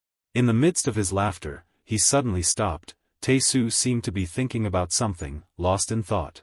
Tae-soo thought back to his childhood, when he stood beside his father. Innocently, he asked, "Father, do you have to do this?" His father, hearing this, looked down at Tae-soo with a strange, monstrous look. Tae-soo's father bent down, put his hand on Tae-soo's head, and stroked it. "Tae-soo," he said, "the stronger the gang becomes, the stronger you must become. It's all for your own good." Tae-soo hesitated, about to ask more, but his father yelled, "Do it." Seeing Tae-soo's resistance, his father put a chain around his neck. Tae-soo was surprised and looked up questioningly. Tae-soo's father, with a cruel expression, grabbed the chain, glaring menacingly. "Do it, you damned brat," he roared. Under his father's threats, Tae-soo struggled but couldn't escape, screaming in despair. His unhappy childhood, his father's personality and actions, had shaped him into the cruel person he was now. Under his cruel father's control, Tae-soo summoned diamond thorns, pointing them forward, resentfully pleading, "Please, don't." Yet, Tae-soo's father had prepared live people for training. A row of innocent people were pinned to the wall, forced to train. Tae-soo created sharp thorns, directing them at those pinned to the wall, pleading, "Don't die." Returning to reality, Tae-soo fell into deep contemplation. Still sitting inside the membrane, reminiscing, he helplessly exclaimed, "Damn it. The planet in the middle of the galaxy belt in the night sky clearly reveals bright, colorful stars." Someone announced, "Lucas has arrived." "He's here." Rosanna was watching Tae-soo's battle on a screen, and he had won against the blue monster. Tae-soo entered the castle with an overwhelming presence. She continued, "Impressive." Rosanna, seated on a chair, solemnly addressed Tae-soo. "As promised, half of the Arctic Beast's magic stone," but as soon as Rosanna spoke, Tae-soo replied, "I ate it all." Rosanna, angered, sharply asked, "What?" Standing on the red carpet, Tae-soo, stroking his hair, said, "I absorbed the entire magic stone." Rosanna exclaimed in disbelief, "Impossible." Rosanna continued, "Your body can't handle it," but before she finished, Tae-soo lunged at her, hand outstretched to kill her. Rosanna, however, didn't dodge. Remaining seated with an annoyed expression, she gently raised and lowered her hand, then asked, "Why?" Tae-soo, crushed by the pressure of her aura, was slammed to the floor, the ground shattering into pieces. Rosanna pressed, "Why did you do that?" Tae-soo, lying on the ground, said, "There's someone I desperately want to kill." Then, Tae-soo created a clone of himself, appearing from behind Rosanna's chair, seemingly phasing through it, and extending a hand towards her, saying, "Can you die?" Rosanna clenched her fists, enraged by Tae-soo's reckless actions. A tense aura filled the room, becoming increasingly oppressive. Rosanna struck the clone Tae-soo behind her. The real battle was about to begin. The clone's blood splattered after taking her blow. She continued, "With that magic stone, all Russian hunters could become 10 times stronger." Rosanna slammed her hand on the chair, expressing her frustration and anger. "And you ate it all because of that." Tae-soo struggled to his feet and crawled towards her. She looked down. Rosanna removed her hat, revealing a face scarred with ugly marks. Placing her hand on her chest, she said, "Don't you care about Russia?" Yet, Tae-soo ignored her, continuously creating clones of himself, surrounding the room and her. Numerous clones of Tae-soo, each a different color and in a different pose, lunged towards her. Rosanna, with a mere thought, instantly obliterated the clones into hundreds of pieces, blood splattering across the room. Tae-soo remained on the ground, looking up at her. The orange-haired girl crouched on the ground in fear, covering her face, trembling before the two's incredible power. Tae-soo reached towards the orange-haired girl. A beam of light connected them. Rosanna said, "All right, then." In an instant, Tae-soo used his newly acquired power to teleport the orange-haired girl to his spot and himself to hers. At that very moment, Rosanna attacked, coldly saying, "Die," and unleashing her energy towards him. But Tae-soo's position was now occupied by his close companion. Her attack was already underway and couldn't be stopped. The orange-haired girl looked up, bewildered. Yet, Tae-soo's clones created a protective barrier, withstanding a large rock falling from the sky. Tae-soo laughed, creating even more clones. His face began to distort. A multitude of Tae-soo clones were created, laughing maniacally, each with a terrifying, murderous expression. She didn't stop, continuing her assault. A green Taesu clone leaped high into the air. One deformed itself into a new Taesu clone. They all possessed different strengths. Taesu reflected on his past, the times he had to run and hide. Another Taesu clone appeared, surrounded by red energy. A swarm of clones jumped, reminiscent of his past battles, against the blue monster with his small protective barrier, using his abilities to pierce through many people with diamonds, his fights with the devil, his battles with a staff, and the times he used his abilities to kill. All these clones represented him at different moments fighting monsters, now reappearing to face Rosanna, who sat below. She remained seated, looking directly into Taesu's eyes with disdain. She lightly flicked the ring on her finger. Immediately afterwards, all of Taesu's clones transformed into fireworks, exploding and emitting brilliant light. Like a grand fireworks display, Rosanna, remaining seated without moving, defeated them all in an instant, truly astonishing. The fireworks continued to shoot into the sky, creating cheerful explosions. Rosanna remained unscathed. Seated regally, Taesu tried everything but couldn't kill her. He knelt on the ground.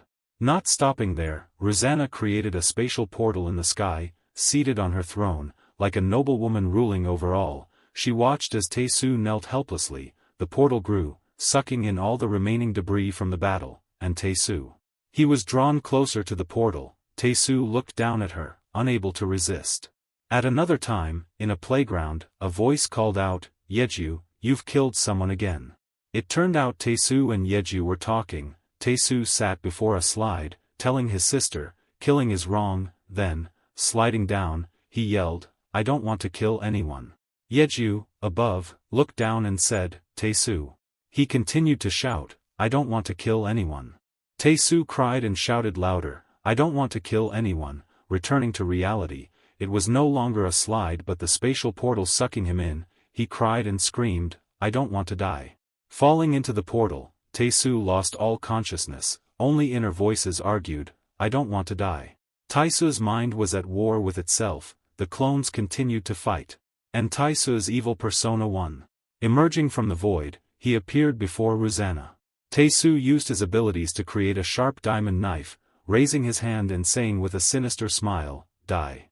In another space, Stephen Lucas put Jihyung down on a building and flew up, saying, "Jihyung, your destiny awaits." A heavy burden. Jihyung returned to a normal state, sitting atop the building, gazing upwards.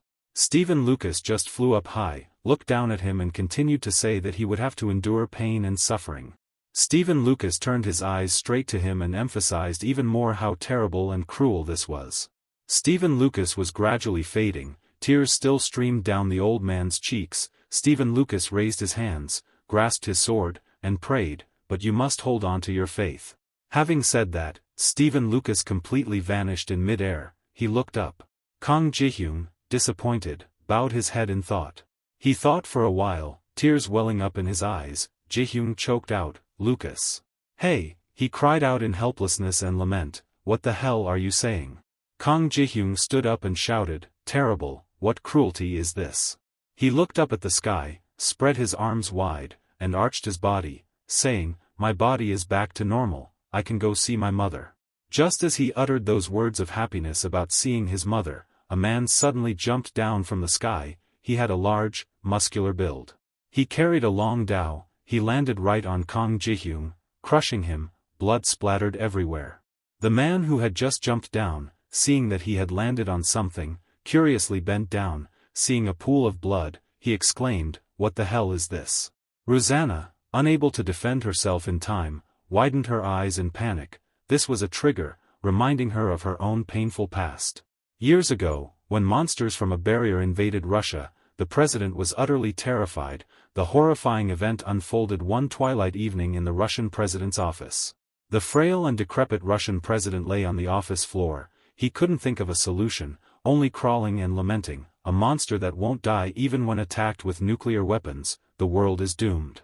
At that moment, a familiar voice sounded from outside the door, "Mr. President, a visitor." It was none other than Rosanna, the Russian Minister of Defense. She had found the monster's weakness and reported it to the supreme leader. Only magic can kill them. She then proposed a solution to save Russia. we need to gather the awakened, but the drunken, debauched man no longer cared about such things, having committed an incredibly foolish act without considering the consequences. It's too late, he said, I've launched all remaining nuclear weapons worldwide. Hearing her father say this, Rosanna was incredibly surprised. She received a massive shock and asked again to be sure, hoping it was a joke. What did you say? But there were no jokes. He had truly launched all heavy nuclear weapons worldwide in a fit of madness. He looked up at the falling weapons of destruction and laughed maniacally. Let's die together. Knowing the situation was dire, Rosanna didn't know what to say. As the Minister of Defense, she had to save her beloved Russia herself. Ignoring her wretched old father, Rosanna soared into the sky at breakneck speed to stop the impending nuclear explosions. She silently cursed the Russian leader. She flew high, reaching the level of the falling nuclear weapons. In the vast expanse of space, horrifying destructive forces threatened human life. To prevent the worst from happening, Rosanna began to summon her magic. Screaming in pain, she used her powerful right hand to control the distant nuclear weapons. From her hand, a giant blue hand appeared in space, creating an immense pull that gathered all the heavy nuclear weapons threatening to annihilate humanity. After gripping the numerous nuclear weapons in the giant hand, the explosions occurred within it. However, they were only visible in the vast sky and caused no harm to the earth below. Looking up at the sky to enjoy the last moments of his life, the president saw this horrifying spectacle and was utterly stunned. In his madness, he continuously cried for help, yet he was the one who had created this great catastrophe. From behind, Rosanna returned after completing a seemingly impossible task. She landed on the floor, leaving large cracks and a gust of wind in her wake. In his office, there was a large portrait of him, looking imposing and majestic, but the current leader was completely different from that image. He was curled up, clutching his head and crying, "Save me." Rosanna was helpless before this sight. She approached her father's body. Her whole body trembled. She didn't want to do what she was about to do, but to avoid the worst possible outcome, she had to act. Before doing so, she uttered words of remorse. "I'm sorry, Mr. President." Tears rolled down her beautiful pink eyes. She was in immense pain, agonizing over her actions and blaming him. She looked away, unable to bear the sight. It turned out she was looking at the president's family photo, showing 5 people joyfully welcoming 2 new members. One of those children was Rosanna. Before acting, she paid her respects one last time. "Father." And so it happened, she executed the madman, even though he was her father, because the fate of her nation came first. Bright red blood splattered, staining the happy family photo. His blood also splattered on his grand portrait, the once dignified face dedicated to his country. Now, even his body was gone. Standing before the large portrait, Rosanna gazed at her father's proud face. Suddenly, from behind her, a large screen opened and a threatening voice rang out, confirming that Russia had launched nuclear weapons indiscriminately. On the big screen, that was the image of the American president. Even though all the nuclear weapons had been eliminated and had no effect on this earth, he still used this excuse to destroy his top rival, Russia. He seriously announced that for world peace, the United States would destroy Russia. Immediately upon hearing this sentence, Rosanna was extremely frightened. It was clear that she had looking at her face. She used all her strength to save the world but could not exchange peace for Russia. She turned around with a worried look. Looking at the large screen, despite half her face being destroyed and blood still covering her, she only cared about Russia.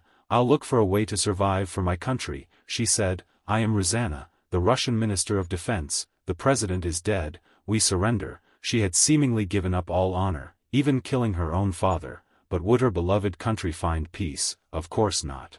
The despicable American president raised his middle finger on the large screen. Knowing her pleas were futile, she cursed powerlessly. "Damn it."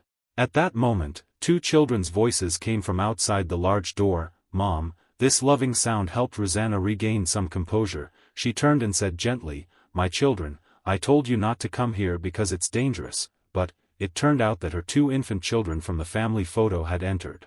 The 2 babies ran to hug Rosanna, calling out "Mom" affectionately. They ignored the bloody scene and showed no fear of their mother's disfigured face. The mother-child bond was truly sacred. Comforted by her 2 children, she felt some of her sorrow fade. She affectionately called their names, Medov and Elisa. Her 2 children, clinging to her clothes, had tears in their eyes and rosy cheeks from worry. Seeing this heartwarming sight, she affirmed to her two little ones, "Mom will protect you." The large nuclear explosion had shattered the building's windows, the troublemaker was gone, leaving behind a mess for those left behind to struggle with in sorrow. Rosanna helplessly knelt before her children, spreading her arms wide to embrace them, pledging her life, no matter the cost. With them as her mental support, she had reason to fight against those who invaded her country and threatened her children. In the fight against Tae-soo, it was the only stimulant for her strength. "Yes, I promised you, I'll put all my strength into this attack." She wanted to quickly defeat the invader and return to her children.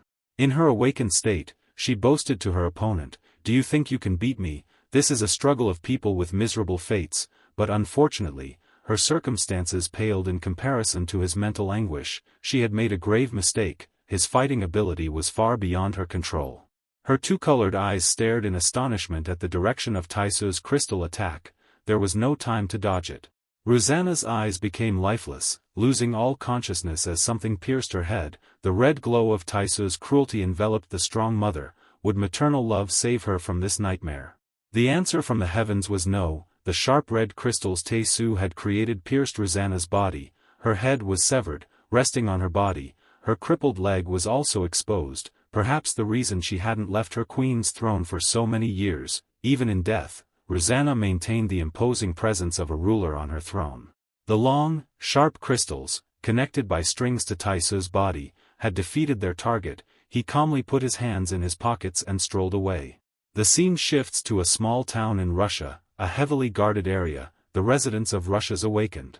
And the queen's two little beloved children were also hiding here. The boy Medov was worried about the current situation and immediately asked the person opposite, the hunters who had come to America, would they be okay. In the small house in the city, there were 3 people residing here, including Elisa, Medov and an old nanny. Hearing the boy's question, the nanny just brought water and answered with a matter-of-fact look to comfort his spirit. Of course, they would win and return home.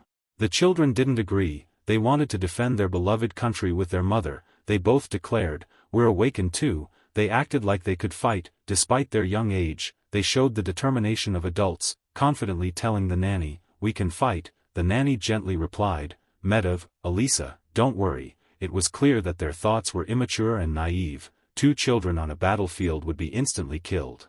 She had great faith in Queen Rosanna. "The queen will protect." She hadn't finished her sentence when 2 people standing next to Elisa were pulverized. Before this bloody scene, the girl stood frozen, unable to comprehend what had just happened. The small, beautiful city, once heavily protected, had lost its defenses because the awakened had gone to fight in America. Now, it was utterly destroyed, with only rubble remaining. In the midst of the destruction stood the figure of the brutal Tae-soo. He had carved 8 large paths of destruction through the small town. The strings of power filled with his personality spread everywhere through each house.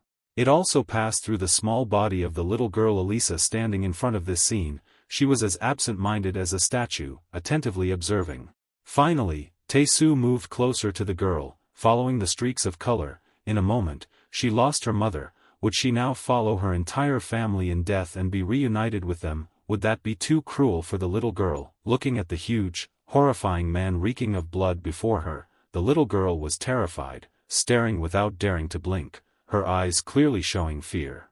Tae-soo began emitting more streaks of color from his body, creating strands one by one, enveloping the girl's body. He stood there silently for a while, still not making a move.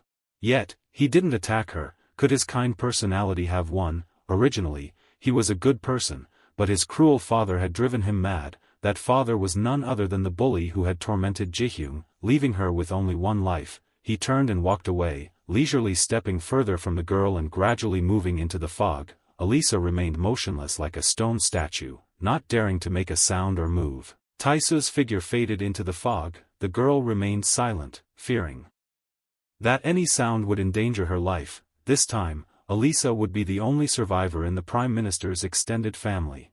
Suddenly, Ji-hyun's figure appeared. He was regenerating his body, but with a look of resentment. Considering this scene, the brutal Tae-soo, having walked away, began to change. He began to be controlled by his personalities, unable to overcome the evil within him. Tae-soo cried out in pain and then struck a blow upon Elisa's small, weak body. Cut to Ji-hyun's current battle. The man in red thought he had defeated him, but then noticed something wrong. What was this? Under his feet, the pools of viscous blood he had just stepped in were merging, regenerating a new body. Though weak, this body had red thread solidifying, greatly accelerating its regeneration. In a few seconds, Ji-hyung's body was completely regenerated. The man in red, without a care, kicked him, sending him plummeting from the rooftop. As he fell, his hand remained gripping the railing, puzzling his opponent. Could this guy not be completely killed? His body shattered upon impact, but his ability allowed it to regenerate. Gripping the railing, he cried out, "Mom!" Was he about to see his mother, only for fate to intervene, preventing their reunion?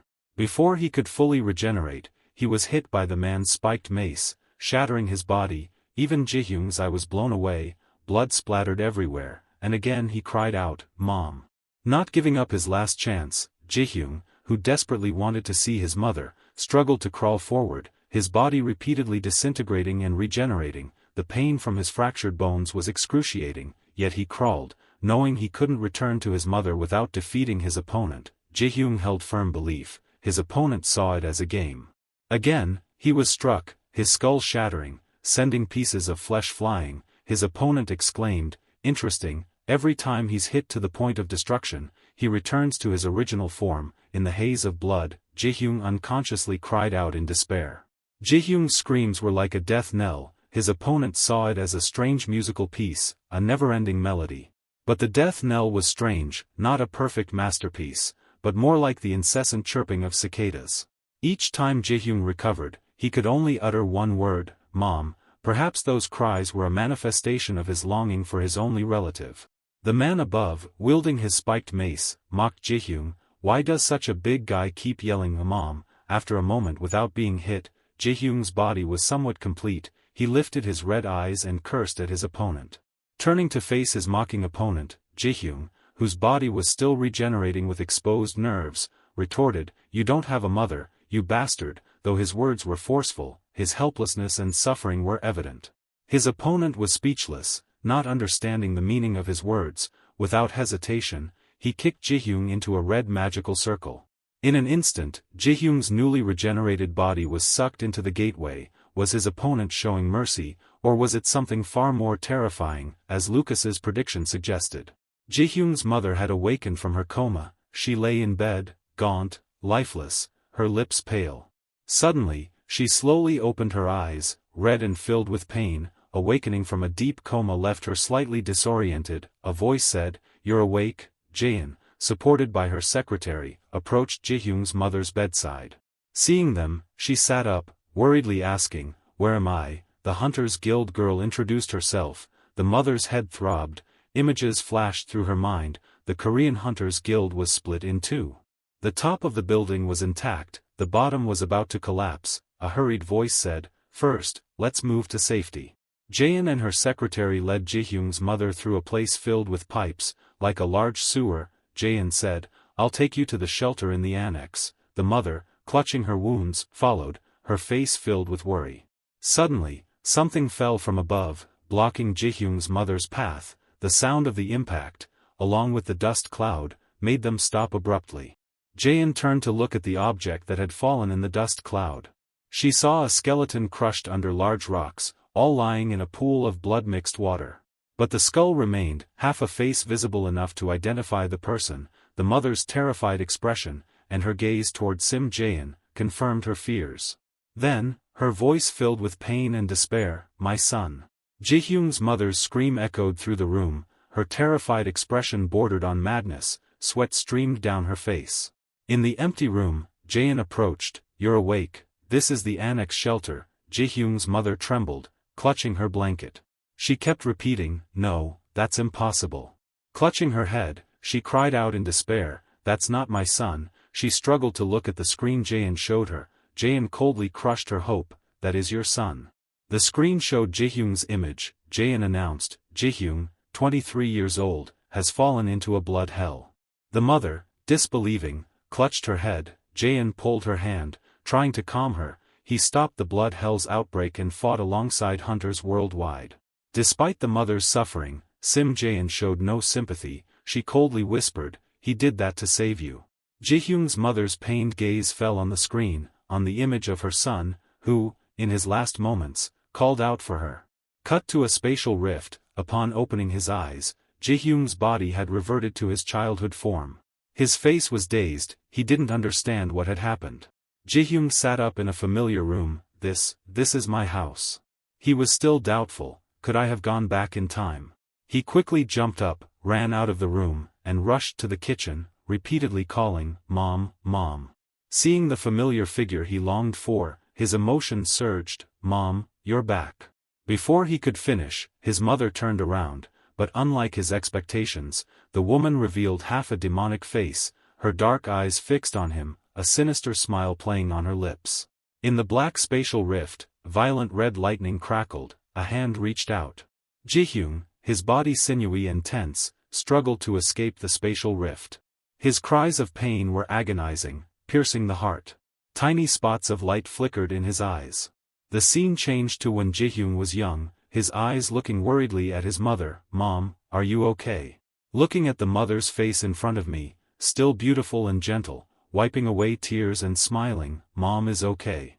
In the kitchen, the silhouettes of mother and son converse. Ji-hyung stutters, "But it's because of me that Dad." His mother's voice is sweet, "Cheer up, honey." A strained smile appears on his mother's face, glistening with sweat. His mother's warm voice echoes in Ji-hyung's pain, "Smile, everything will be all right." A painful, rattling cough follows. He grits his teeth, enduring the relentless groans. The groans gradually transform into giggles, hi hi hi hi hi hi hi. The laughter becomes more and more savage. The laughter grows louder than Ji-hyung's body, which begins to transform amidst the chaos and laughter. Ji-hyung transforms within a spatial void, sounds emanate from the void, continuously and clearly, causing the man in red to pause and think. Ji-hyung appears like a rocket, impacting the man in red's buttocks and sending him flying without a wasted motion. Strange cries continue. In Song Di-hong's mind, he wonders, did I just become an idiot? Ji-hyung's enormous transformed body crushes the man in red, immobilizing him. But then he jumps off the man in red. "I have to see my mother." Suddenly, Ji-hyung turns, his transformed face close to the man in red's. "Why? Why did you do that to me? You dog!" Rage and resentment consume him. Ji-hyung attempts to attack, but the man in red quickly leaps back. Without giving him a chance to rest, Ji-hyung lunges at the man in red, a deep-seated desire to tear the vile body apart. The man in red doesn't flinch, rising to a fighting stance to counterattack. In China, within a grand and magnificent tower, a voice rings out, "That monster, it's on a whole different level." Even America was defeated by it. A subordinate respectfully kneels to report, "Can we win against it?" A woman's voice asks, disdain evident in her authoritative tone. Her body reclines comfortably amidst monstrous human figures. This powerful woman is none other than China's SSS-ranked hunter No. 2, Ling Zhuwei. Something is dropped from above, accompanied by a scream. A figure is dropped from above. This person lands safely with a razor-sharp blade. China swiftly resolved the dungeon crisis with its overwhelming hunter force. The hunters transcend national control. Representatives of the Hunter Association appear. Shaolin Temple's S-rank Tanhuaji. Shaman sect's SS-rank Pei Yusjin. Jimei sect's SS-rank Xiaoyu. Kai Bang's SS-rank Zhang Shuan. Manhwa sect's SSS-rank Xiaomin. Hunters, both major and minor, appear everywhere, ushering in a new era. However, they are all killed. Corpses litter the ground, surrounded by pools of blood. These high-ranking hunters were killed by only two people, siblings. The brother kills them, and the sister revives them as puppets, coordinating seamlessly. Ling Zhuwei turns to her brother, "Still killing, brother, you think we'll unify China this way?" He replies simply, "Yes." His sister sighs, "You're insane." They seem to have turned everyone in the area into puppets. They line the puppets up, and China is unified, thanks to China's #1 hunter, Ling Zhuwei's brother, who continues to swing his blade. While fighting, he says, "I heard there's a strong person here, so I came to see." Interesting, his handsome face and six-pack abs are revealed, undeniably attractive. Wang Guang also possesses SSS-class strength. Suddenly, he swears, his blade shatters, and one of Wang Guang's hands is severed, flying with the blade fragments.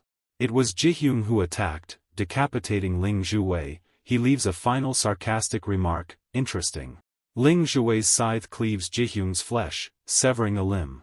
Jihyung growls, interesting. Wang Guang leaps from behind, slashing Jihyung repeatedly. The building behind him is scarred by the attacks. Then it explodes into fragments. Wang Guang smiles arrogantly, this is too interesting. Jihyung appears behind him, his voice hoarse, I feel the same way. He stabbed straight into his back, the pressure from the energy causing everything around him to explode. Wang Guang blocked his arm, why have you become like this? I heard there's a powerful monster, that's why I came here. As he spoke, he kicked toward Jihyung, he swung his arm to counter, but Wang Guang dodged, he calmly continued the conversation. But you're human. What should we do now? Wang Guang turned to Jihyung and whispered, your power is truly like a monster's, but before he could finish, he turned to face his enemy. He quickly distanced himself from Jihyung. Another earth-shattering blow. Wang Guang licked the blood from his lip and smiled faintly. He pointed his weapon at his back and said, monsters only kill, they don't fight to protect anyone, look over there, what's that? Behind him was a collapsed building. Jihyung was stabbed in the eye, blood gushing out, yet he smiled eerily, there's a mother who abandoned me and ran away. Anyway, I still love her. Wang Guang smiled, that's a sad story, isn't it? He continued, when I was a child. He reminisced about the past. He bluntly stated, there's nothing alike. He pointed upwards and loudly proclaimed, a man must dream of becoming the strongest. Face your enemy and fight to the end, if you're so strong, then fight and defeat me. Wang Guang shouted for battle, but Jihyung's arm lunged forward, crushing one eye of the weapon, causing it to panic. Wang Guang ignored it, continuously swinging his scythe close to him, the scythe cried out in pain. He became even more excited, what a thrill, Jihyung punched, breaking his weapon, I feel that too, the weapon snapped in two with a terrible cry. He unleashed a deadly blow. Aiming straight at the weapon, causing it to scream in pain, save me. He showed no mercy, smashing its head. Wang Guang continuously drew more weapons. Jihyung looked down, opening his palm, it was an eye still bleeding. That's the ego sword. It was forged from the corpse of a hunter. So that's how it is. Having said that, Jihyung lunged forward, Wang Guang immediately threw a knife. Jihyung's head separated from his body, but he quickly caught it, reattached it, and punched Wang Guang in the head. The blow sent him crashing into the wall behind. Gal Yakbong, an S-class blacksmith, approached, calling out, Sir Wang Guang. He wiped his mouth and looked at the old man, it's you. Behind him was a small mountain of corpses piled on top of each other. He calmly asked, have you collected all the hunters' bodies? The old man slowly replied, about 40, sir. Wang Guang charged back into battle, not forgetting to entrust the old man, I'll leave it to you. Gal Yakbong's hand suddenly transformed into a large hammer, raised high, I understand. He struck the hammer, causing the corpses to merge into one. Wails echoed around Jihyung. Save me, mother, it hurts, save me. Jihyung just stood there watching, saying nothing. Finally, Gal Yakbong, sweat dripping, said, though I created it from this suffering. This is truly a masterpiece. Before them was a giant spiky sphere formed from countless bodies, still emitting cries for help. Yakbong presented a weapon handle to Wang Guang. He took the rope, not forgetting to reply, thank you. Jihyung watched the mountain of corpses charging towards him. He was flung back by it, the cries of the tormented souls relentlessly tortured his ears. Jihyung hugged the ball of meat tightly but it still kept screaming. With an open head and mouth screaming mommy. His hand clenched another mass of flesh as it shrieked, daughter. Jihyung laughed savagely, pressing them into a single mass, a reunited family. Wang Guang continuously threw the ball of flesh towards him. Those miserable people cried out, kill us, and he hugged it tightly. He pressed close to the ball, his eyes narrowed in mockery, the wretched souls who perished by the monster, they're all gathered here. He recalled, I killed quite a few of the living ones in this group, not to mention those already dead. Wang Guang unceremoniously flung the mass of flesh far away. Jihyung smiled cruelly, tearing the bloody ball of flesh apart, scattering it everywhere, too easy, he uttered. Jihyung's face contorted, Wang Guang immediately pointed his sword at him, I bought an eye in South Korea last year to record everything we fight. The power of this ego sword. In his mind, Jihyung remembered his friend who had lost an eye. He recalled the scene where he himself had killed him. Guang slowly said, "This is the owner of that eye." The bizarre sword opened its mouth and spoke. Jihyung. His memories flowed into Guang's consciousness. He growled, "You ran before even fighting." He turned his back in disappointment, this cowardly fool. His back receded into the distance, die. Jihyung was immediately cut into hundreds of pieces. In Jihyung's subconscious, he sat hugging his face until a familiar voice rang out. "Jihyung," the voice said. He peered through the gap in his hands, unable to answer. When he saw who it was, he screamed in terror. He sat down and placed a comforting hand on him. "It's all right, we're friends." But suddenly, his tone changed. "Why did you do that to me? I helped you." Now only ahead, he glared hatefully at Jihyung. His accusing voice echoed, "Why did you kill me? We were friends." Jihyung hugged his face, screaming in agony amid the accusations, "It hurts, my eyes, it's all your fault." He forced a strained smile. Jihyung shouted as if comforting himself, "Smile, come on." He used his own hands to tear his face apart while laughing maniacally. He chopped off his own head, only for it to reattach itself.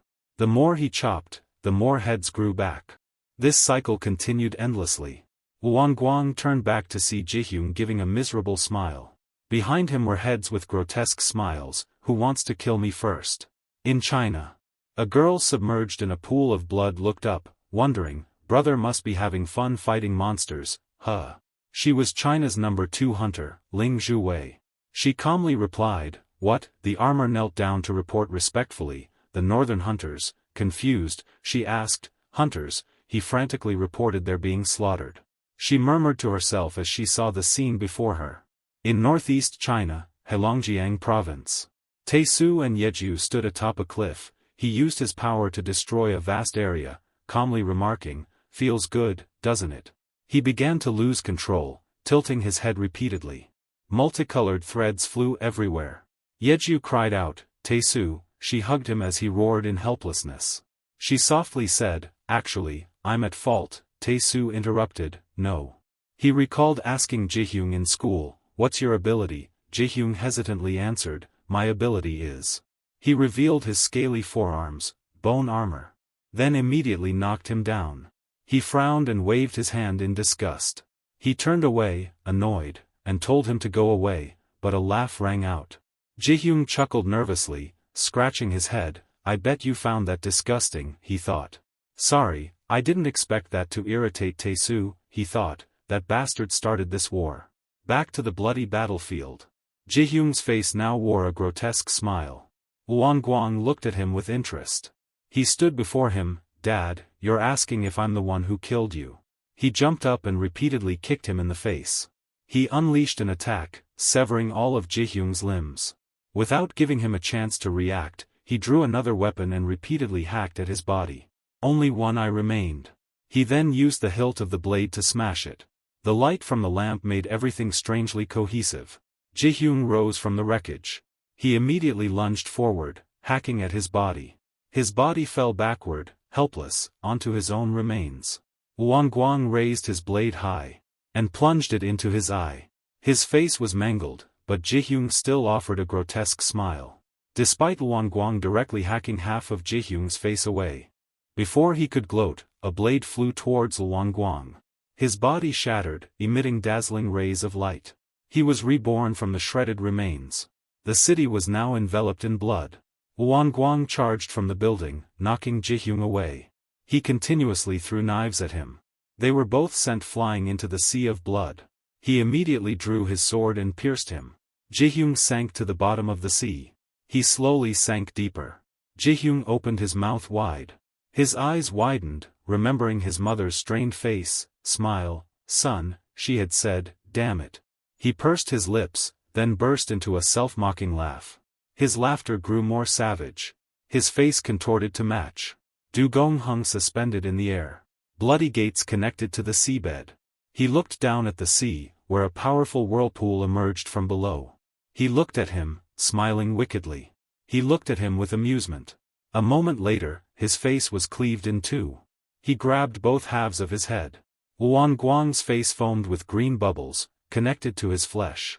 He glared at him fiercely and lunged. A hand reached out, grabbing his eye. He kicked Jihyung to pieces. Jihyung reappeared before him. The two lunged into battle. He continuously threw spears to push Jihyung away. The spears were thrown together and gathered at one point. Jihyung's body was propelled into space, pierced by hundreds of spears. His head fell to earth. The pressure turned it into a fireball. His face was scorched by the intense flames, burning to bone. Guang watched the scene and smiled. His eyes widened in awe. He stood on the rooftop, watching it plummet like a meteor. What a magnificent sight! Then, unexpectedly, Jihyung appeared in the flames, charging towards him. Some time later, Tae-soo lay on the ground, his face impaled by a spear. Zhu Wei, sucking on a candy, asked, "Is that you?" Thousands of empty armors stood in rows behind her, respectfully, as she sat upon the one who had killed her children. Tae-soo and Yeju were subdued and lay flat on the ground. Zhu Wei glanced at Tae-soo suspiciously. "Just you?" Behind her were millions of hunter spirits. Arrogant, she dared to challenge the 100 million hunters here. Tae-soo triggered an explosion and fled with Yeju. She panicked, asking, "Tae-soo, those spirits are chasing us, I don't understand. Why are we doing this?" she asked. He calmly replied, "I can't give up, I have to kill that bastard, Kang Jihyung." Flashback, he sat with two classmates. One said, "There are so many hunters in this world, aren't there? They're still fighting now, but it won't last, they'll all come to South Korea. Tae-soo, if we die in battle someday," he looked up at the cherry blossom tree thoughtfully, "then absorb all our power." Tae-soo was confused. "What?" Tae-soo protested, "How can I do that?" His friend replied, "Even if we die, we'll live on inside you forever. We're friends, right?" He hesitated. "Yeah, I know." Tae-soo hugged his two friends cheerfully. "Let's survive to the end," he muttered. Tae-soo held Yeju's shoulder tightly, pushing through the rain of purple liquid. He couldn't keep his promise to them. She looked at him intently. "Tae-soo," her eyes were filled with panic, "what nonsense are you talking about?" In the flashback, Tae-soo was not present. His friend said to the person beside him, "There are so many hunters in this world, aren't there? They're still fighting now, but it won't last, they'll all come to South Korea." Tae-soo lay on the cherry blossom tree, sarcastically saying, "Then you'll all die." He looked up, noticing him. Annoyed, he said, "Tae-soo." Tae-soo climbed down. "What the hell are you saying?" He glared. "Got a problem?" The other boy turned, terrified. They stopped before the cave entrance. Tae-soo gritted his teeth, "I have to avenge my friends." Yeju watched his figure disappear into the distance. She thought to herself, "Tae-soo, what happened? What happened?" He faced millions of hunter spirits alone. Ling Zhuwei looked at him arrogantly. Ling Zhuwei, a Class 2 Chinese hunter, possessed the ability to resurrect and enslave awakened beings. With that powerful ability, she resurrected all the Chinese hunters. And she was the embodiment of China's power. The spirits continuously charged towards Tae-soo. Her eyes widened as red ice shards flew towards her. But she sensed something unusual. Tae-soo had created millions of clones, continuously attacking the spirits. The spirits' limbs were severed and scattered everywhere. This guy far surpassed SSS class strength. No, his power didn't stop there.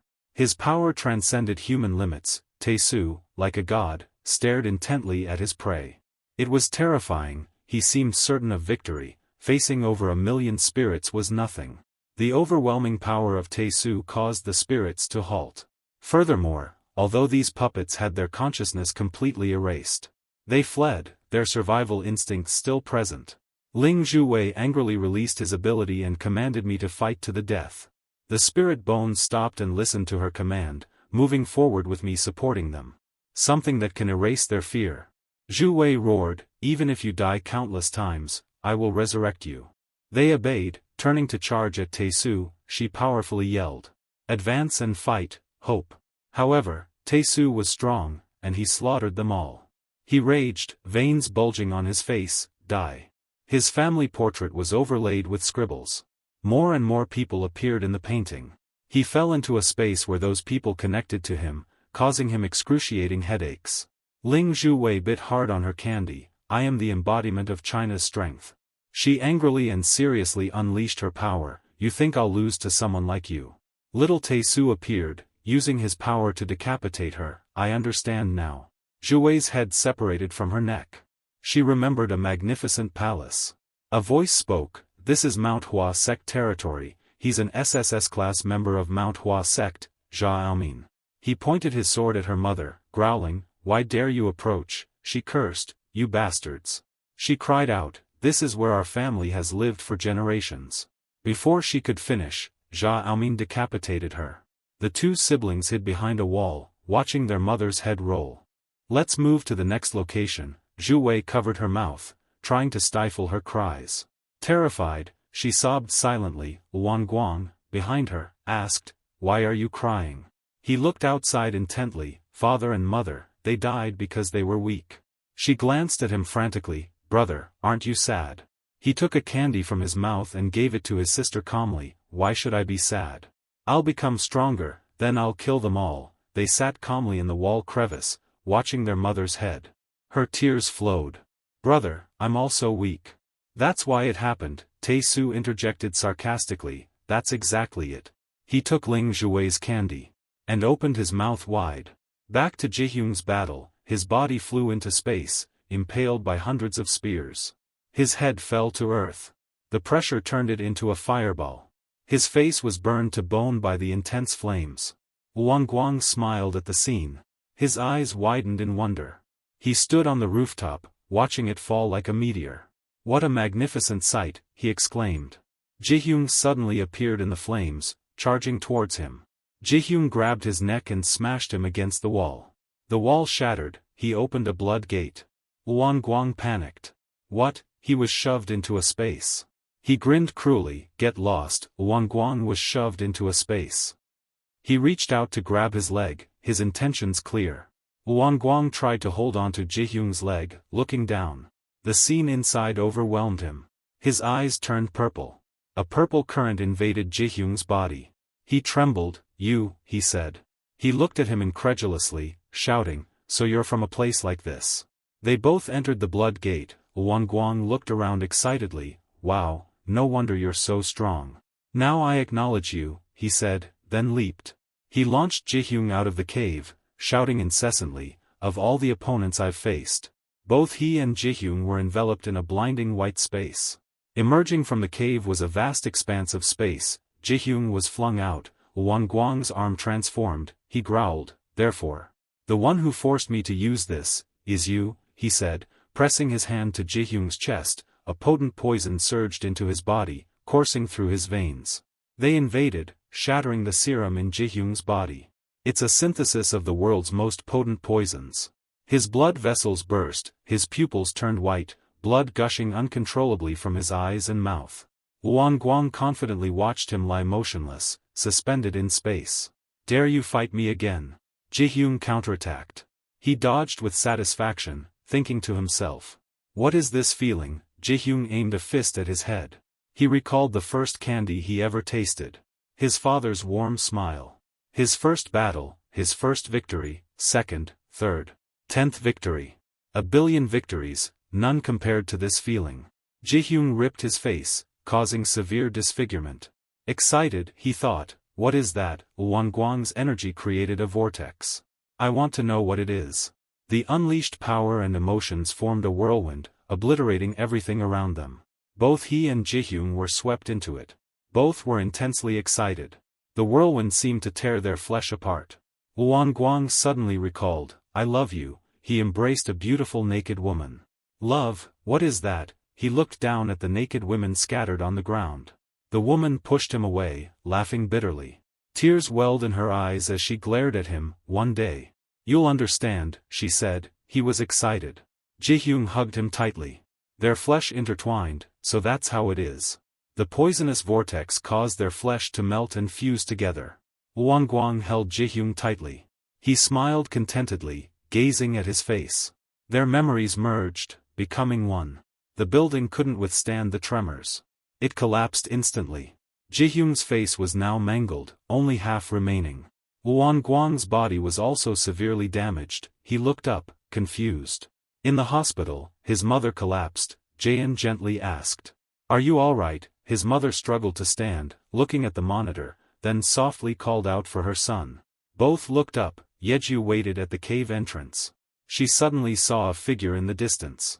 Shouted Tae-soo. He struggled to walk forward, one of his arms was also cut off. She ran towards him in panic. Do you know how worried I was for you? He mumbled. Yeju, tilting his head, why did I become like this? Remembering those who had used and abandoned him. He was heartbroken. I just wanted to be loved. She hugged his neck, softly calling, Tae-soo. He continued, that night, I lost everything. I took my first steps outside, looked at that vast world, the clear sky, the peaceful earth. I always wanted to live happily. But the difficulties and despair always pulled me down to the abyss. Yeju could only hug him and comfort Tae-soo. She hugged him and hiccuped softly. She noticed a figure at the cave entrance. Standing outside was a girl with a large scar on her face, holding something strange. The scarred woman stood there, holding a strange object. She stammered, "You're Han-aim, the Japanese hunter, right?" She released Tae-soo, confused. "Why are you here?" Han-aim stammered. "Is your side gathering strength?" To avenge Kang Ji-hyun, Tae-soo leaned back, looking at her with a grotesque smile. He pressed his face close to hers. "You intend to help us," Han-aim calmly replied. "It's not just me. I heard there's a hunter here who can revive dead artificial beings. Please." Yeju looked at them anxiously. She lifted the cloth, revealing a frozen human head. "Please, help me revive him. We're both the strongest in Japan, we'll be a great help to you." Tae-soo stared intently at the head, then laughed loudly. He readily agreed, "Okay." After a while, the head's closed eyes slowly opened. What met his gaze was Hanami's lifeless face. He stared wide-eyed at Han-aim, but she was now just an empty head rolling on the ground. Tae-soo stepped on Hanami's head, 2 streams of power emanated from his body. He asked grotesquely, "What do you want, you pathetic thing?" He was once the prime minister, the strongest in Japan. His power surged, fueled by hatred, attacking Tae-soo. He flicked his hand, severing the head and absorbing its power. Tae-soo clutched the head, grinning grotesquely, dodging the lingering power waves. A surge of memories flooded him, causing his eyes to roll back. He felt, bit by bit, the painful memories of the two. He clutched his face, eyes wide. The battle with Kang Ji-hyun was over. The building, caught in the vortex of poison, crumbled. He lay on the ground, half his face gone. Ji-hyun was puzzled. His body wasn't fully regenerated. He rushed to where Won-gwang's body lay. He looked up at him, filled with rage. He sat up, his limbs gone, his voice strained. He stopped before him. "Kang Ji-hyun," he yelled furiously. He bowed his head, facing him, and butted heads with him. "You're quite interesting."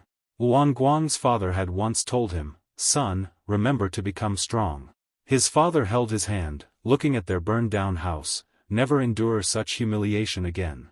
Tears streamed down his face. "You must be strong enough to defeat your father." Won-gwang didn't hesitate. He severed his father's head. His eyes shone with excitement. "Father." He raised his hand in triumph, his father lying dead. "I won." No one answered. He kept calling, "Father." Won-gwang's face was now melting from the poison. He fell to the cold ground with his last breath. A sudden voice shouted that Mr. Won-gwang was the S-rank blacksmith Yakbong. He hobbled forward with his cane. He knelt before his master, sobbing. He raised his hammer, tears streaming down his face, his words a stark contrast. "My lord, you're dead." Time seemed to stand still as the poison coursed through his body. He choked, then vomited blood and died. Ji-hyun knelt, watching them. The surrounding scene was desolate and ruined. Corpses lay scattered everywhere. Suddenly, an iron bar pierced his head. A person, their body mangled, crawled closer and stabbed him in the head. He looked at him with eyes filled with rage. More people then attacked him. A group of people rushed out, weapons in hand. Glaring hatefully, they beat him with rocks, sticks, and iron bars. They relentlessly struck his already broken body. He screamed in agony, but they ignored him, continuing their torment. They struck harder and harder. Someone even ran him over with a truck. Ji-hyun has now turned into a pile of meat and mucus with tears in his eyes, thinking that he won't be able to see his mother anymore. Indeed, someone approached, starting a chainsaw. Pressing it close to his eye, they cursed him. Suddenly, his mother's voice jolted him awake. Ji-hyun, he saw his mother's blurry figure in the distance. Haggard, she ran towards him, shouting, Kang Jihyung, he couldn't speak, Mom. She ran into the angry crowd, calling out for her son. They threw rocks at her head. Jihyung watched helplessly as his mother was attacked, tears flooding his eyes. Scene change, Tae-soo was grinning grotesquely, dodging attacks from the head he held. His eyes were wide, bloodshot, and filled with blood vessels. Yeju approached from behind. Tae-soo's eyes were vacant, red lines crawled out from his eye sockets. Yeju knelt, gently approaching him. Tae-soo remained lost in another's memories. Yeju whispered his name. She used her power, her voice strained.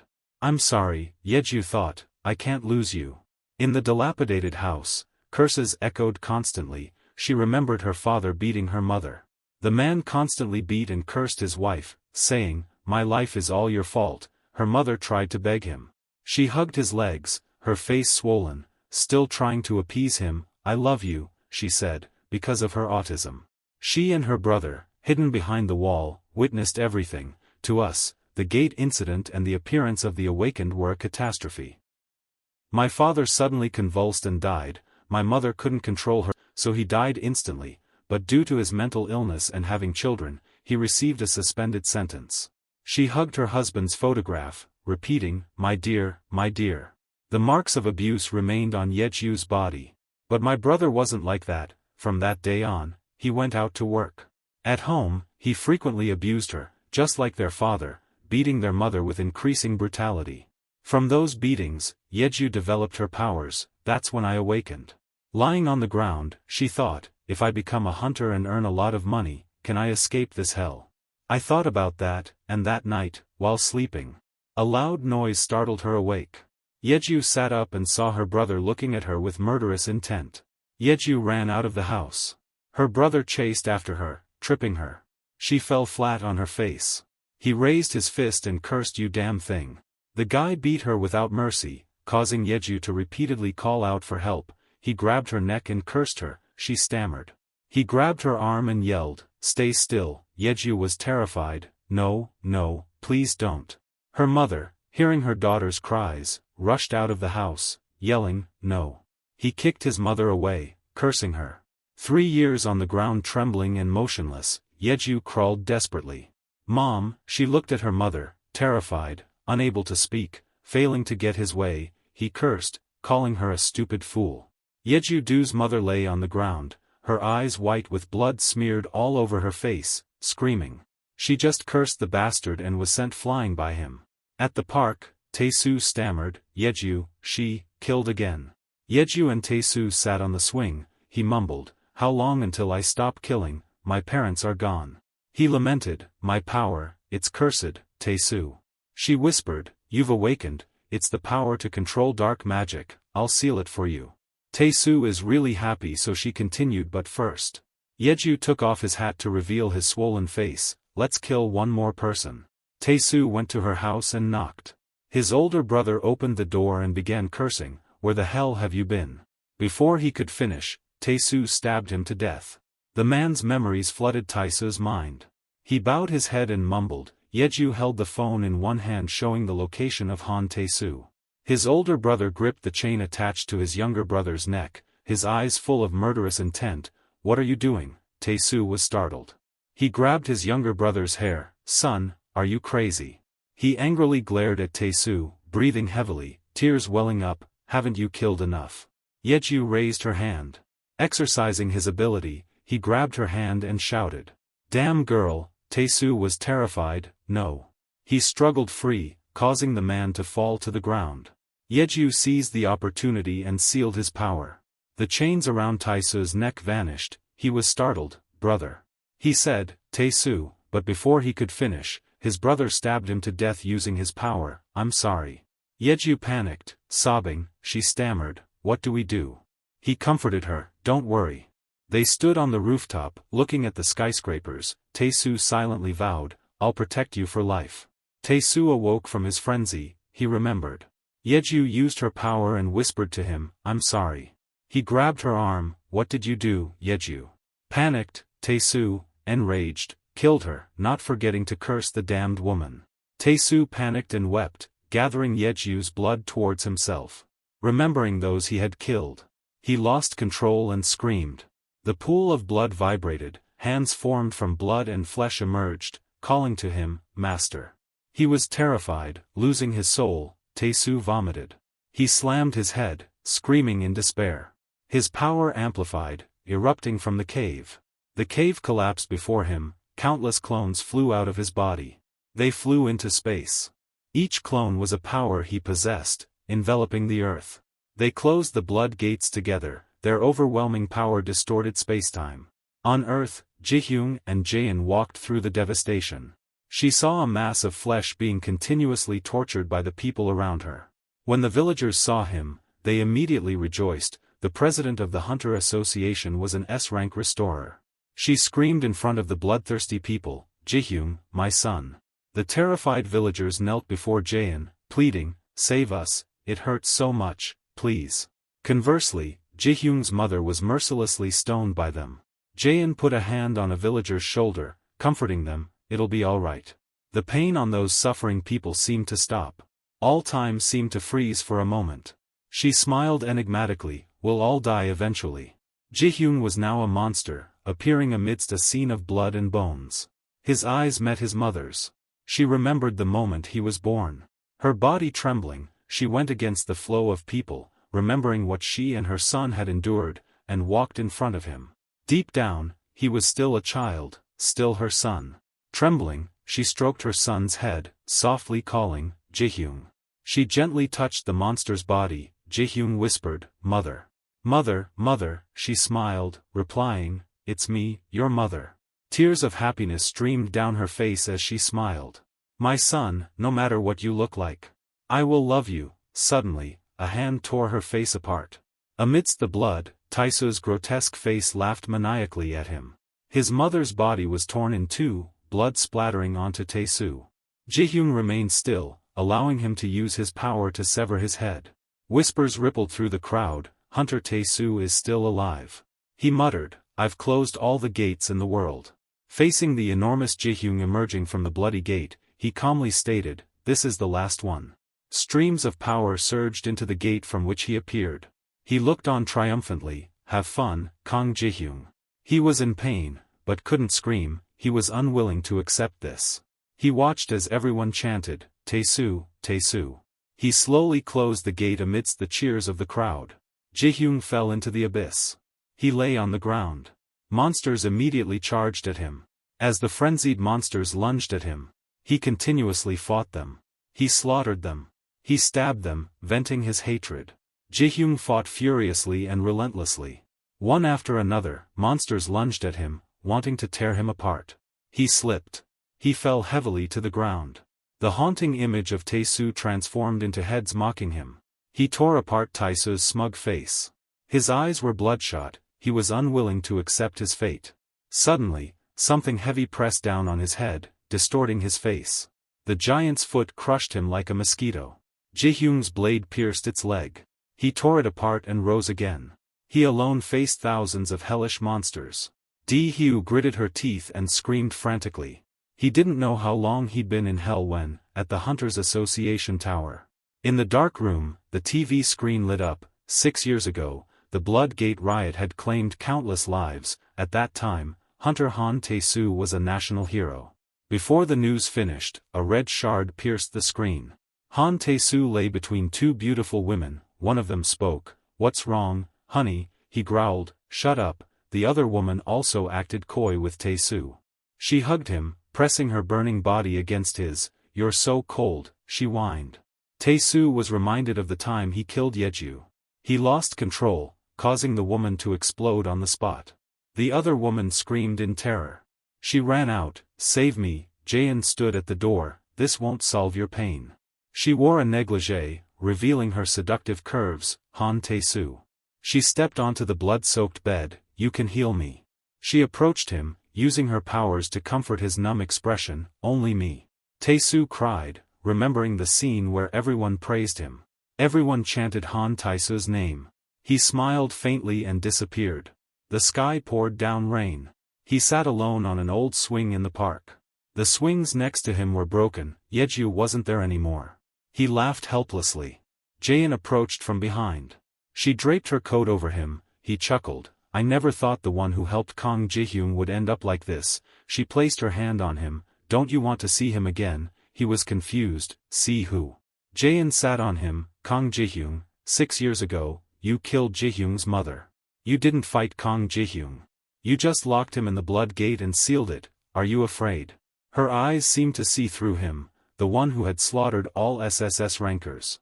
Tae-soo pushed her off the bed, cursing, damn you, he choked her. She gasped. Jaein continued, you miss him, don't you? He leaned down, growling, I'll tear him apart. His eyes widened, emitting a green light filled with killing intent. I wanted to open the gate, I was curious if he was suffering, but I failed. Jaein continued, I have good news. According to the laws of the universe, this world will be destroyed. Cyclically, when that happens, the gate will appear. As time passes, the gate will connect to hell, becoming the blood gate. Ji-hyun is now rotting, even though you locked Kang Ji-hyun in hell. The manager there will search for him. A bony hand pointed at Ji-hyun's face, emitting a red light. Therefore, Kang Ji-hyun resurrected amidst decaying flesh. Jaein pressed against Tae-soo, touching his cheek. You'll see him soon. He was confused. What? She pulled her clothes back on and left. He shouted, frustrated. What do you mean? She whispered. Wait, you have to survive, too. She stepped off the bed. That day will come, he stammered. Oh. Tae-soo leaped off the bed, pinning Jaein's arm to the wall. Who are you? Who are you, really? She chuckled, looking at him with hidden meaning. You really want to know? Her eyes glimmered green as she smiled. Let me tell you. In her story, Pale, the Hell's manager, appeared. He seemed to possess overwhelming power. He will lead his legion to destroy this world. He has destroyed billions of worlds before. But this is the first time all the dungeons have been sealed. She continued to say that creating a dungeon must follow the laws of the universe, so even if it was Pale, he couldn't change that, but Kang Ji-hyun, who escaped from hell and cracked space, could reopen the dungeon if he received power from Pale. Hearing that, Tae-soo's face turned pale. Therefore, when Kang Ji-hyun was imprisoned again, Pale tried to find him by tracing his magical residue, but he failed. Because Kang Ji-hyun had transformed into a monster. Tae-soo added, but after 6 years, he did find Ji-hyun, didn't he? The sky outside suddenly flashed red, engulfing the room. Jaein looked at Tae-soo with amused delight. His sharp gaze met hers. She cheerfully declared, the game begins. In a movie theater, the screen began to show Ji-hyun's story. Ji-hyun stood before the screen, whispering. Mom, I just had a nightmare. A shadow on the right chimed in. Yeah, the image of his mother being killed by Tae-soo was shown on the screen. She was torn apart right in front of him. And I've been trapped here, transformed into a monster, for 6 years now. If I get power from that being, then I can get out. The image of Pale appeared on the screen. But if I do, the world will be destroyed. A shadow on the left wondered, what should we do then? Am I going crazy, Mom? Ji-hyun's desperate face was clearly visible. I want to get out, the shadow on the right sobbed. Ji-hyun's eyes were now filled with bloodshot tears. His suffering and despair caused him to cry, I want to get out, to take revenge. The blurry image of Tae-soo appeared on the screen. I want that dog, Han Tae-soo, to suffer the same fate. No. His image shattered into pieces. I want him to suffer more, to suffer so much he can't breathe. I want to twist his insides while he's still alive. The shadow on the right exclaimed, that's cruel. But if you do that, won't you kill innocent people too? The shadow on the left agreed, that's right. Ji-hyun's image appeared again, but Mom, do you know? The screen showed Ji-hyun as a child, holding his mother's hand. I was an innocent child too. The image of a man rushing to save him from death appeared. My father died because of a truck running a red light. And that dog, Han Tae-soo, almost beat me to death. What did I do wrong? Ji-hyun stood in the ruined room, drained after 6 years in the blood gate. If I go out and kill them all, it's justified. I slaughtered those Japanese people because I wanted to save my mother. I killed Lucas because he went crazy. He could have helped people too. And that disabled man from China, he came here to die. If it weren't for those bastards, my mother and I would have lived peacefully. The scene of his mother being torn apart by Tae-soo was deeply etched in his mind, wasn't it? No matter what I do, Han Tae-soo will come and kill my mother in the end, right? Han Tae-soo's face appeared, his savage smile sending chills down spines. Ji-hyung's face appeared again. Mom, I'll be frank, I've killed many innocent people. And now I want them all to die. The shadow on the right said, that's excessive. The film ended. Ji-hyung just laughed, aha, his face was now empty and dark. He sat among the two halves of his mother's body, cursing under his breath, damn it, Mom. The screen showed Cookie, a group of small people cheering, thanks to our national hero, Han Tae-soo, we've lived happily ever after. A puppet jumped out, facing the screen, everyone is happy, as long as he's not here, everyone is happy, happy. The puppet saw Ji-hyung and asked in surprise, wait, isn't it over yet? Ji-hyung used his power to tear the screen apart. His mother, now split in two, continued to advise him. Even if you do that, nothing will be left. He pulled back the curtain, letting light into the room. Ji-hyung laughed loudly, the rows of seats were now empty, he walked toward the light. Ji-hyung cried, looked back, and tried to smile, I know. The city was covered in blood, a large crack appeared in the sky. The glass where Jaein stood shattered. Tae-soo rushed into the street. Ji-hyung emerged from the blood gate. He was now majestic and imposing, his body mutated into a hellish monster. Tae-soo stared at him, and he didn't hesitate to meet his gaze. He began to use his power, clones separated from his main body. Facing thousands of hell demons led by Ji-hyung, he uses his clones to fight. The bloody scene and gloomy atmosphere foreshadowed a fierce battle. Ji-hyung led a legion of hellish demons. Facing thousands of Tae-soo's clones. A massive explosion erupted in the city center. Ji-hyung, riding a skeletal dragon, relentlessly attacked Tae-soo. The dragon gathered a sphere of energy. The sphere possessed immense power, repelling anything that came near. The sphere was large enough. It then shot down to the ground, creating a column of dark energy that enveloped a vast area. Tae-soo luckily managed to withstand the attack.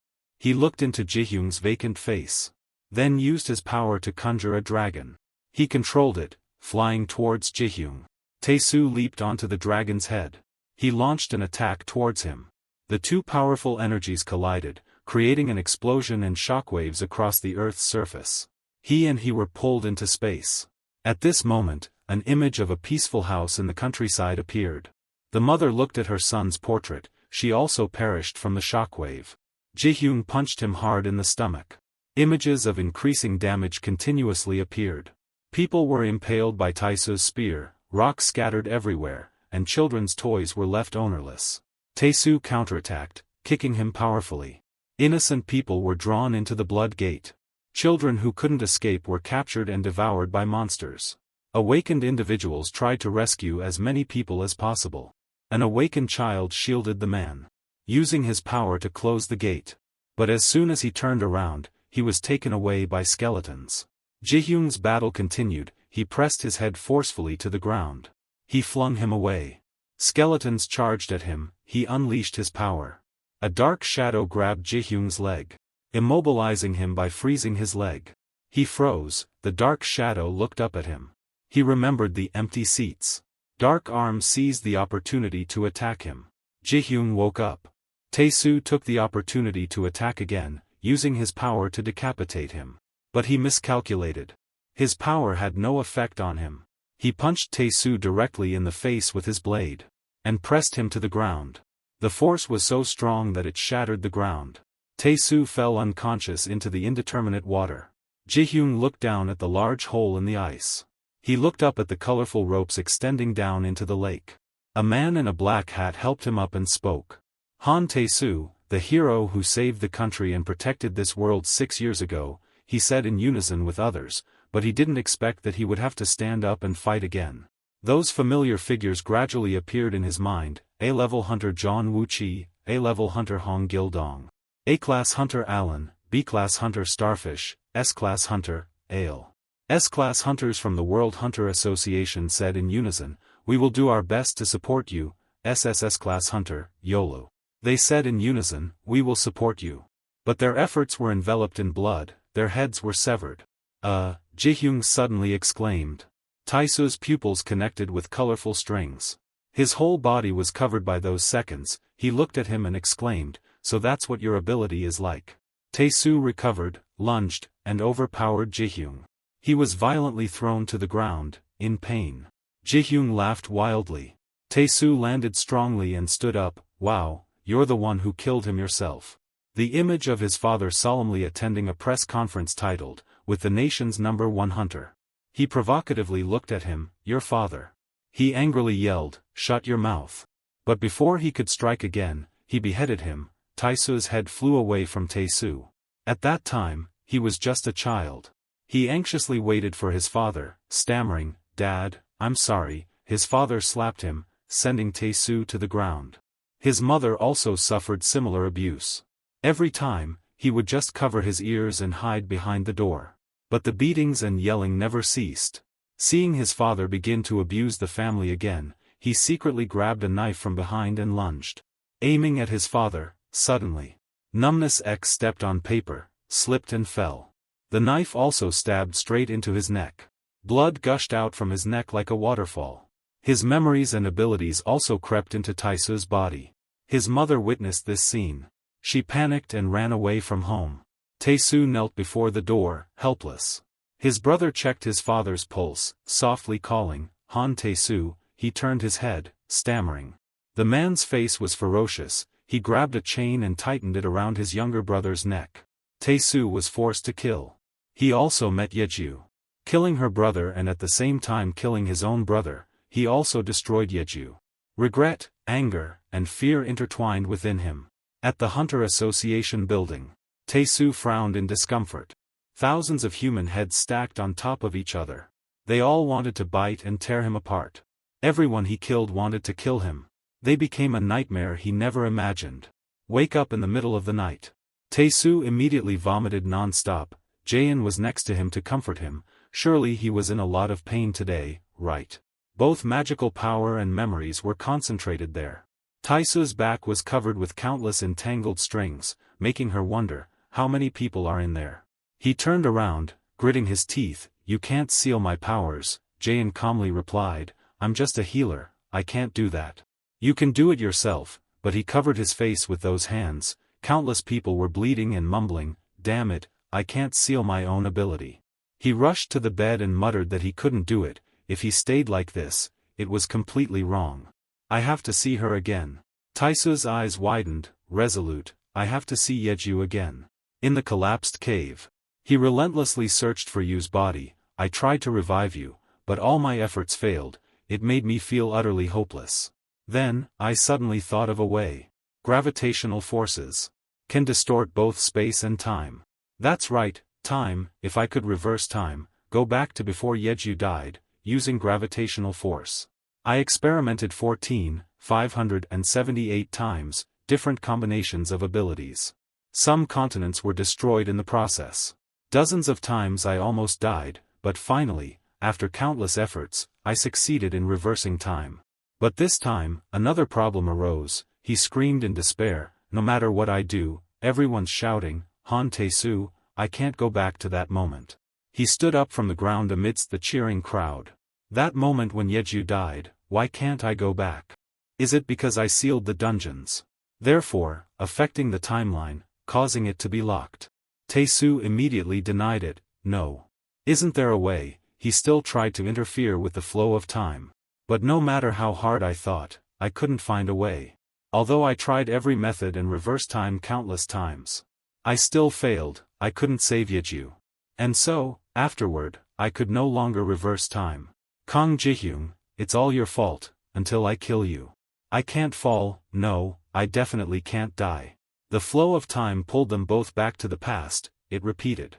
At that building, the TV continued to broadcast. Last year's riot at Blood Prison claimed countless lives. At that time, Hunter Tae-soo, the national hero, was. The scene freezes on the TV. 24 hours before, Tae-soo smirked triumphantly. "I'm back." 24 hours later. The battlefield, the scene was still desolate. The 138th time, Tae-soo couldn't change anything, he still died. The scenery, events, words, everything kept repeating. On his first return, Jaein leaned against the door and said, "Even if you do this, you can't escape your pain." Wearing a thin, loose bathrobe, Tae-soo thought, right. Jaein, she knew everything, he reminisced.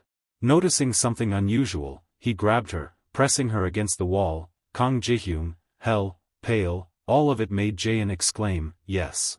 Tae-soo, father, I can reverse time, you told me that. What are you, anyway, did you know I'd become like this? Jaein was silent for a moment, then indifferently replied, no. I'll tell you the truth, she said, even as a red blade was pressed against her face.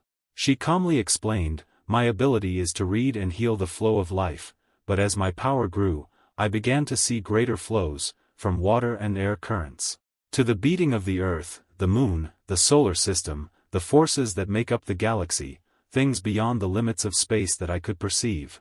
Finally, I saw the birth and death of this universe, I saw the future.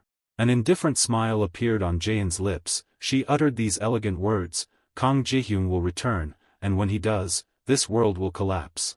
Anyway, everyone dies eventually, so, what's there to worry about, I just live freely. But in the future I have seen this has never happened. Tae-soo growled. How can I trust you? Jaein asked back. What reason do you have for not trusting me? If I lied, Tae-soo would have reversed time to torture me. As if realizing the extraordinary logic in her story.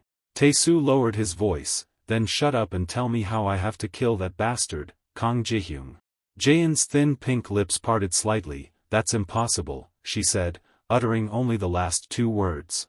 Because no matter what, he would have his head chopped off cleanly by Kang Jihyung.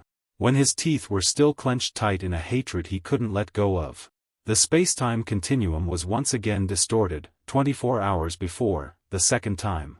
Tae-soo's eyes widened as he looked at the person in front of him, recalling Jaein's words.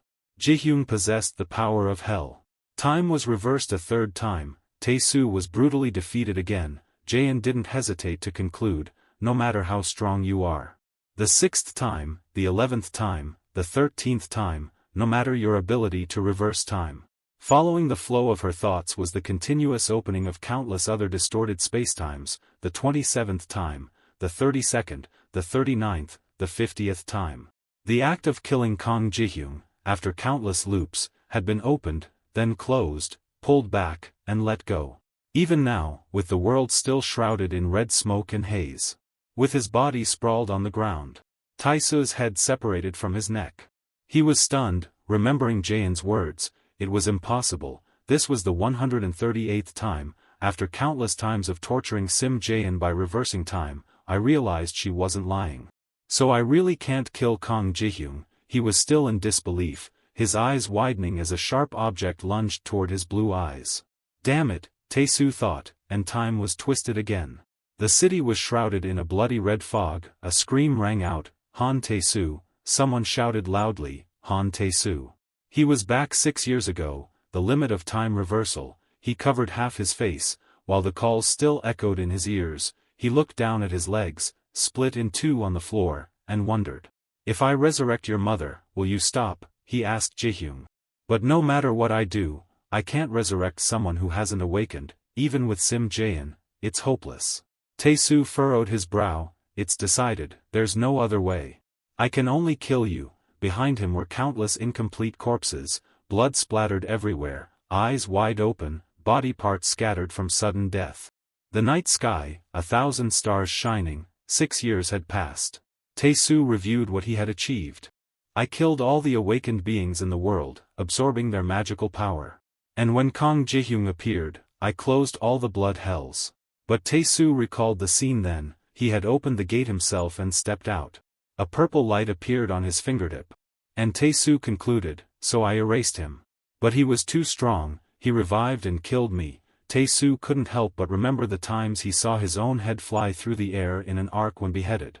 He recalled in dismay the times he was defeated, even when he imprisoned him in a diamond and buried it deep underground. He still broke it to get out and kill me. Even if I destroyed the earth. He still traversed the universe to kill me. Even if I threw him into a black hole, he still escaped and killed me. Tae-soo gritted his teeth. I killed Kang Jihyung's mother, pushed him into the blood hell. As long as that fact doesn't change, he'll always try to kill me by any means. Unable to bear it anymore, Tae-soo, tears streaming down his face, cried out in pain, stop it, you damn bastard. But before 8 tears could roll down his left side, blades slashed into Tae-soo's flesh again. After thousands of time reversals, I realized something. Tae-soo recalled that night, when Jaein was recounting that killing Kang Ji-hyun was impossible, he would return and destroy the world. That was the future I had seen. And the truth was simply that, Tae-soo understood. At one point, he reversed time. He sat by the wall, reflecting, I lived recklessly for 6 years. Then Ji-hyun appeared and killed me. Tae-soo's head fell from his neck again. Because I didn't want to die, I went back in time and repeated it countless times. The time Tae-soo stretched himself in the colorful string of times returning to the past. Suddenly I realized something. He glared when facing Ji-hyun's deep eye sockets. To kill Kang Ji-hyun, he'd always done everything alone, and understandably so. Tae-soo recalled the warmth with that girl, as he'd never opened his heart to anyone but Yeju. His dark blue eyes widened at a new truth, but this time. What if he wasn't alone anymore? A beam of light gradually shone. Their two hands clasped tightly together. This time, Tae-soo returned. Without killing anyone. Instead of killing, he told the whole story to all the hunters in the world. Standing on a vast stage, Tae-soo showed no nervousness, recounting everything from killing Kang Ji-hyun's mother to countless time reversals. Then, he begged for their help. All the hunters watched intently. Jaein, standing at the back of the auditorium, also turned her head. Even after the audience had completely dispersed, Tae-soo remained standing. He went to the dilapidated temple door to convince everyone. He'd reversed time hundreds, thousands of times. He'd even been to a magnificent, isolated castle. The swirling past manifested clearly. Many had died unjustly under Tae-soo's hand. Anonymous people sacrificed to meaningless games. Everyone had their own story. And had lived their own lives. Everyone was mentioned. Tae-soo half closed his eyes, and then. Tae-soo began to speak of the magic he'd absorbed, the conversation between himself and his inner power. It was unclear how much time had passed, or how many times he'd reversed time. Tae-soo finally, the flow of magic, now embodied as a person, disappeared. Tae-soo ended the call, the magic in his body gone. He stood there, lost in thought. Only then, finally, did he confront his past. Tae-soo knelt down. He began to regret his unfortunate victims, how terrible his cruelty had been. But a vortex appeared. Because of that, he couldn't ignore it. The hunters looked towards Tae-soo. He wouldn't let anyone suffer the pain of losing a loved one. I'm sorry, Kang Ji-hyun, the outcome remains unchanged, Tae-soo confessed to the crowd. It was still the vortex. Then, his powerful body and large wings reappeared. Tae-soo didn't bother lifting his head, only glancing up.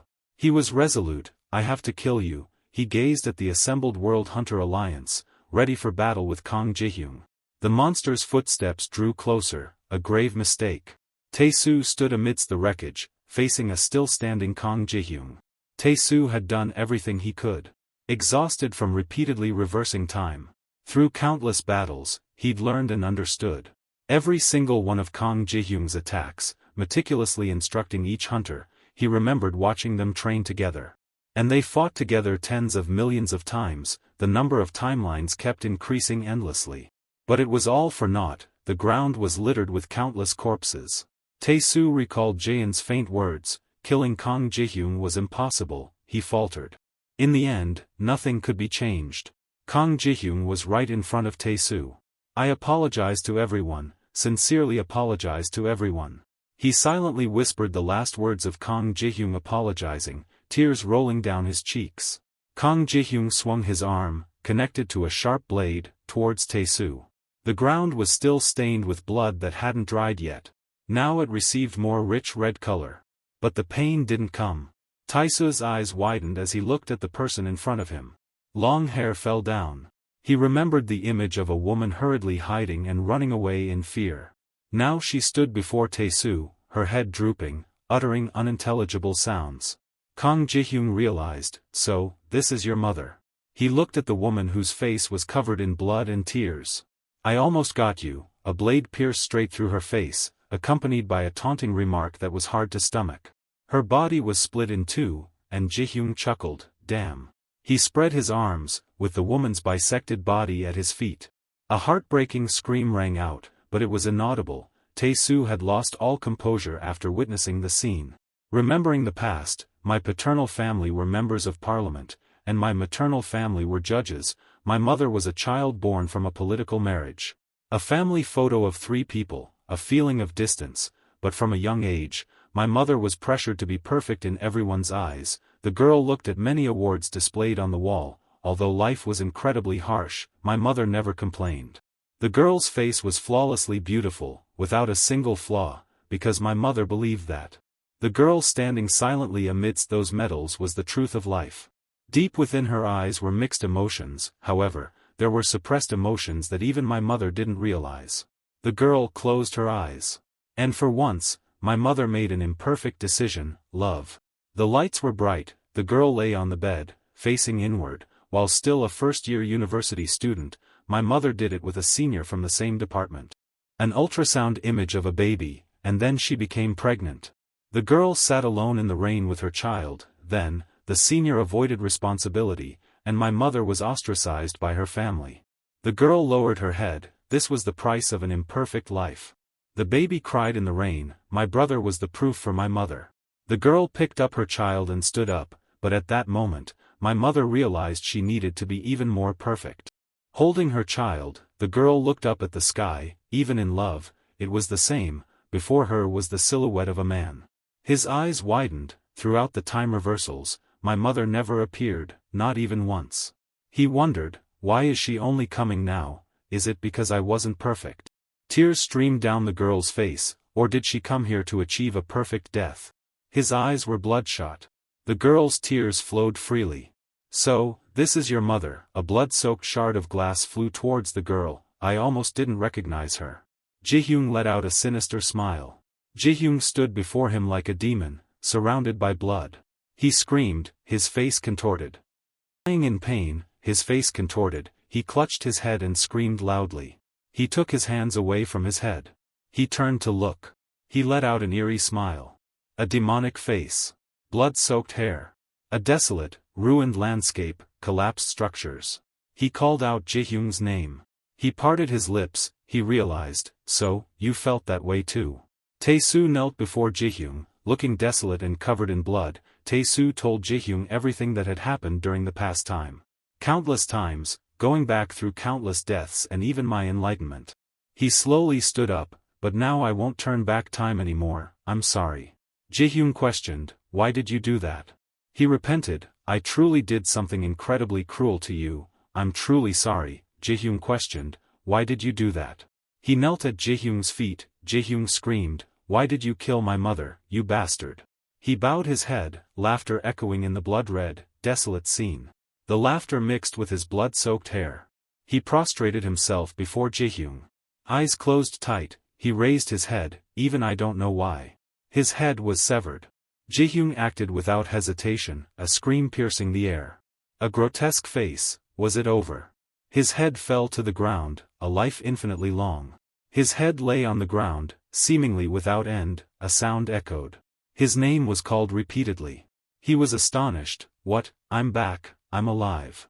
He laughed. Ah, I understand, I must have unconsciously gone back in time before I died. His head was severed again. Now I'll die again. A sound echoed. A sound echoed, his name called repeatedly. He was killed again. A sound echoed, his name called repeatedly. Tae-soo, Tae-soo, Tae-soo, Tae-soo. He was surprised. What's going on? I'm alive again. Why? He put his hands on his face. This keeps happening. He cursed, damn it. Angrily, he yelled, what else do you want from me? His muscles tensed. He confessed, fine, I just pretended to be enlightened before I died. A strange group of people. Isn't it better if people gain some goodness before they die? That's why I did it. He clutched his head and screamed, now I don't want to live anymore, I want to die. An explosion, I want to die. Another sound echoed. His name was called repeatedly. His head spun. What is this? Why, please, I beg you. He screamed frantically, why does time keep reversing, damn it. A calm, unfamiliar voice, a beautiful girl stood before him. He looked at her. He grabbed her leg, questioning, you know something about this, don't you? Tell me. He yelled, hurry up, tell me. Jaein said, the reason you keep going back in time is because that magical energy has corrupted time and twisted your own causality. The spatial anomaly formed an infinity symbol. Time is now locked. Every time you die, you return to this point. The image of you being killed in the past plays like a film. Even if you try to change things, 6 years later, Jihyung will still kill you. Jaein asked, do you understand? The infinity symbol appeared between Tae-soo and Jaein. Tae-soo, you will keep dying like this, it will repeat forever. His pupils constricted in shock. What are you talking about? He yelled, what's going on, who are you? She smiled, I am Black-Red. He laughed hollowly. The desolate scene, he knelt before her, laughing. The earth spins, damn it. Desolate scene. His head was cut off by Jihyung. Around Jihyung are blood-red space skulls. Animal bones piled up, a horrifying sight. Jihyung stood amidst the bones fading. The scene disappeared, leaving only Jihyung in a blood-red space. A figure approached Jihyung and called Jihyung's name. It was Jaein. Closing her eyes near Jihyung, a breath away, she whispered, you've suffered so much. A grotesque skeleton sat on a throne, the master and ruler of hell, Pale.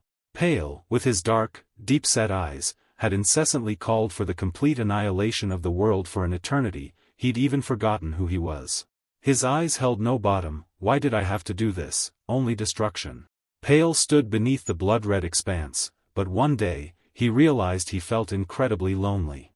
Pale bowed his head to the ground. He had intended to create life, but he had repeatedly failed. Pale pulled a dark, pitch-black heart from his chest, until he ripped his own heart out. In his hands was a baby, and from that, he created a clone of himself, his daughter. Jihyung suspected something. Could she be? Jaein replied, yes, admitting, that's me. The baby was born with a cry. As you see, I'm just a human being. Before the baby was a spatial gate. In this hell, there was no life. From birth, I was abandoned. She recounted how the world outside the dungeon was closing in. The world then was nothing but towering mountains and treacherous terrain. For 5 billion years ago, the earth was destroyed. Jaein's body writhed. There were times I desperately wanted to die, but as Pale's heart, I couldn't. She cried out in pain, as long as I share the same spatial dimension with Pale, when I die, I'll be reborn. She called it utterly hopeless. Her eyes widened. Only then, in that utter despair, can I die. She concluded, this truly is utter loneliness. Jaein stood amidst the snow, vast mountains, and a sky full of shooting stars. I lived alone for billions of years. She wandered, and it's impossible to explain. People wouldn't understand. Jaein walked silently. For someone as lonely as me, having lived for billions of years, her face was lifeless. Before her was a group of people making a fire. What did seeing others mean? Jaein intimately rested her head on a man's shoulder, the man I loved. The man lived with her until old age. That billions of years long loneliness was almost forgotten. I was immersed in happiness. Then the man died, leaving Jaein alone, but time flowed on. The man I loved left this world. The man I loved left this world. And I had a child. I lived, watched my child give birth to grandchildren, and my grandchildren have their own children. I followed fate. I ultimately accepted parting, and then meeting new people. She thought, throughout that endless time, I don't know how many times I fell in love.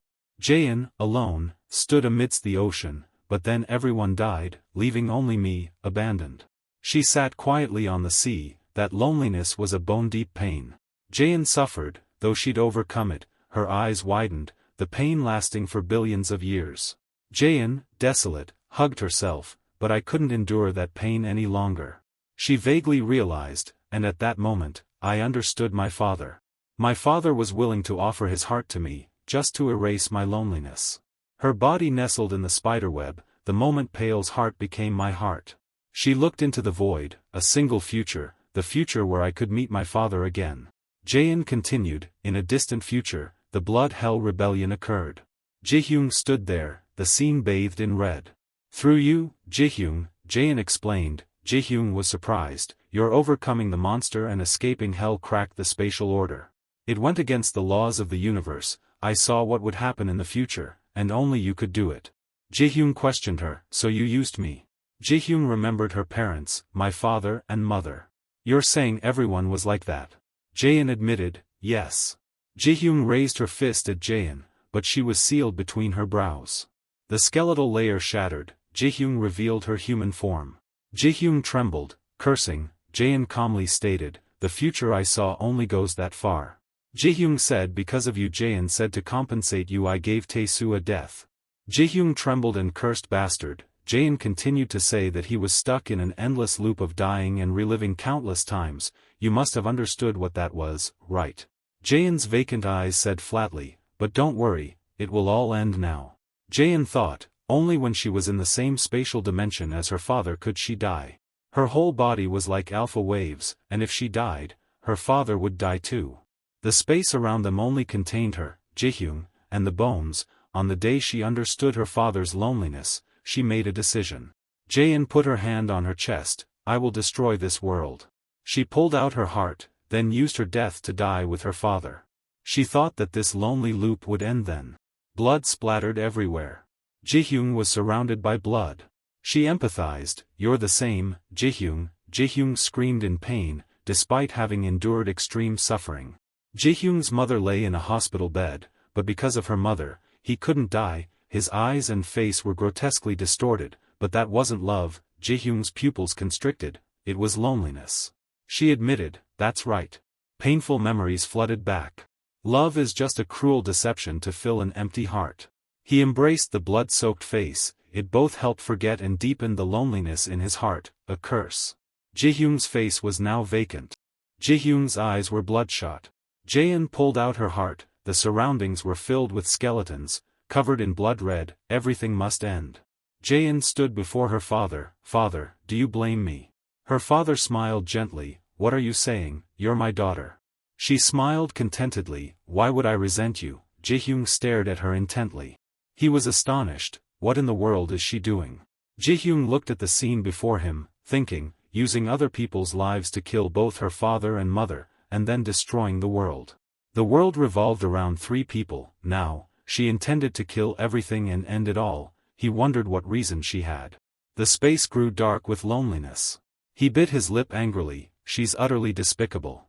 A hand holding a heart pointed towards Pale, the one who had once saved her from becoming a monster. Jaein closed her eyes. With that power, I could have saved my mother. The man in golden armor and a half-face mask said, don't lose your faith until the very end. Jihyung stepped back. Fine, if you want to die. He grabbed the heart, then. He bit into the bloody heart and ran. Give me that power. Go, Jaein said as Jihyung collapsed on the ground. Now, you're just an ordinary person. Jihyung's face contorted. How could you absorb Pale's power? A white light appeared on Earth. The Earth suddenly turned blood red. Jihyung writhed and screamed in pain. Jaein was astonished. No, it can't be. Jaein's body began to fade. You still don't understand. Only that death could end this loneliness. You're like me, aren't you? Jihyung denied it. Jihyung's face twisted as he affirmed, I'll see my mother again. His pupils widened. He's absorbing all of Pale's power. That means. Jihyung's frail body absorbed all the power. His pupils dilated to their maximum. A scream echoed. Everything faded, leaving only Jihyung's silhouette. His blurry eyes. So that's how it is. A massive explosion hit the earth, causing an earthquake. Cracks spread, threatening to destroy everything. The entire earth was shifting. The internal pressure was too much for the earth to bear. Everything exploded in a fiery streak of light in the middle of the galaxy. The streak of light grew larger. The light enveloped the entire galaxy. The universe was dark and silent, a skeletal figure with a demonic posture. Deep, bottomless, pitch-black eyes. The skeleton, surprised, hesitantly extended a bony hand. What was I trying to do? He clasped his bony hands together. The skeleton wondered, who am I? Looking at his palm, he realized, right. The skeleton covered his face with his hands. I am the ruler of hell.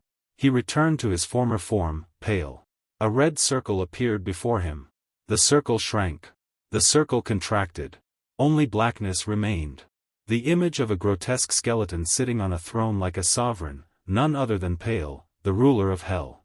Pale gestured, directing the endless repetition of world destruction. His bottomless, dark eyes had forgotten who he was.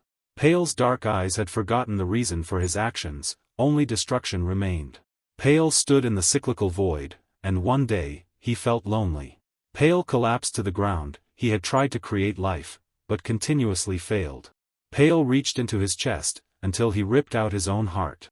In his hand was a baby, a clone, his daughter. Before the baby was a spatial portal. Jaein sat alone on the sea. Her body was entangled in spiderwebs, unable to escape. The man's head hit the ground with a pained cry. Before the three strange men was a glowing red stone. A woman lay severely injured in the head, surrounded by medical equipment. Jihyung was attacked, screamed, and her body contorted. Jihyung transformed into a different form. Strong and grotesque. Jihyung pointed her weapon at the girl. The girl approached the woman in the hospital bed, observing. Her face was covered in sweat. She took the woman's hand. Jihyung's entire body was covered in blood. A spatial portal appeared before Jihyung, that brat. Many spatial portals appeared, all a blood-red color. Pale rested his hand on his forehead. He sat majestically on his throne like a king. The one who created this rift.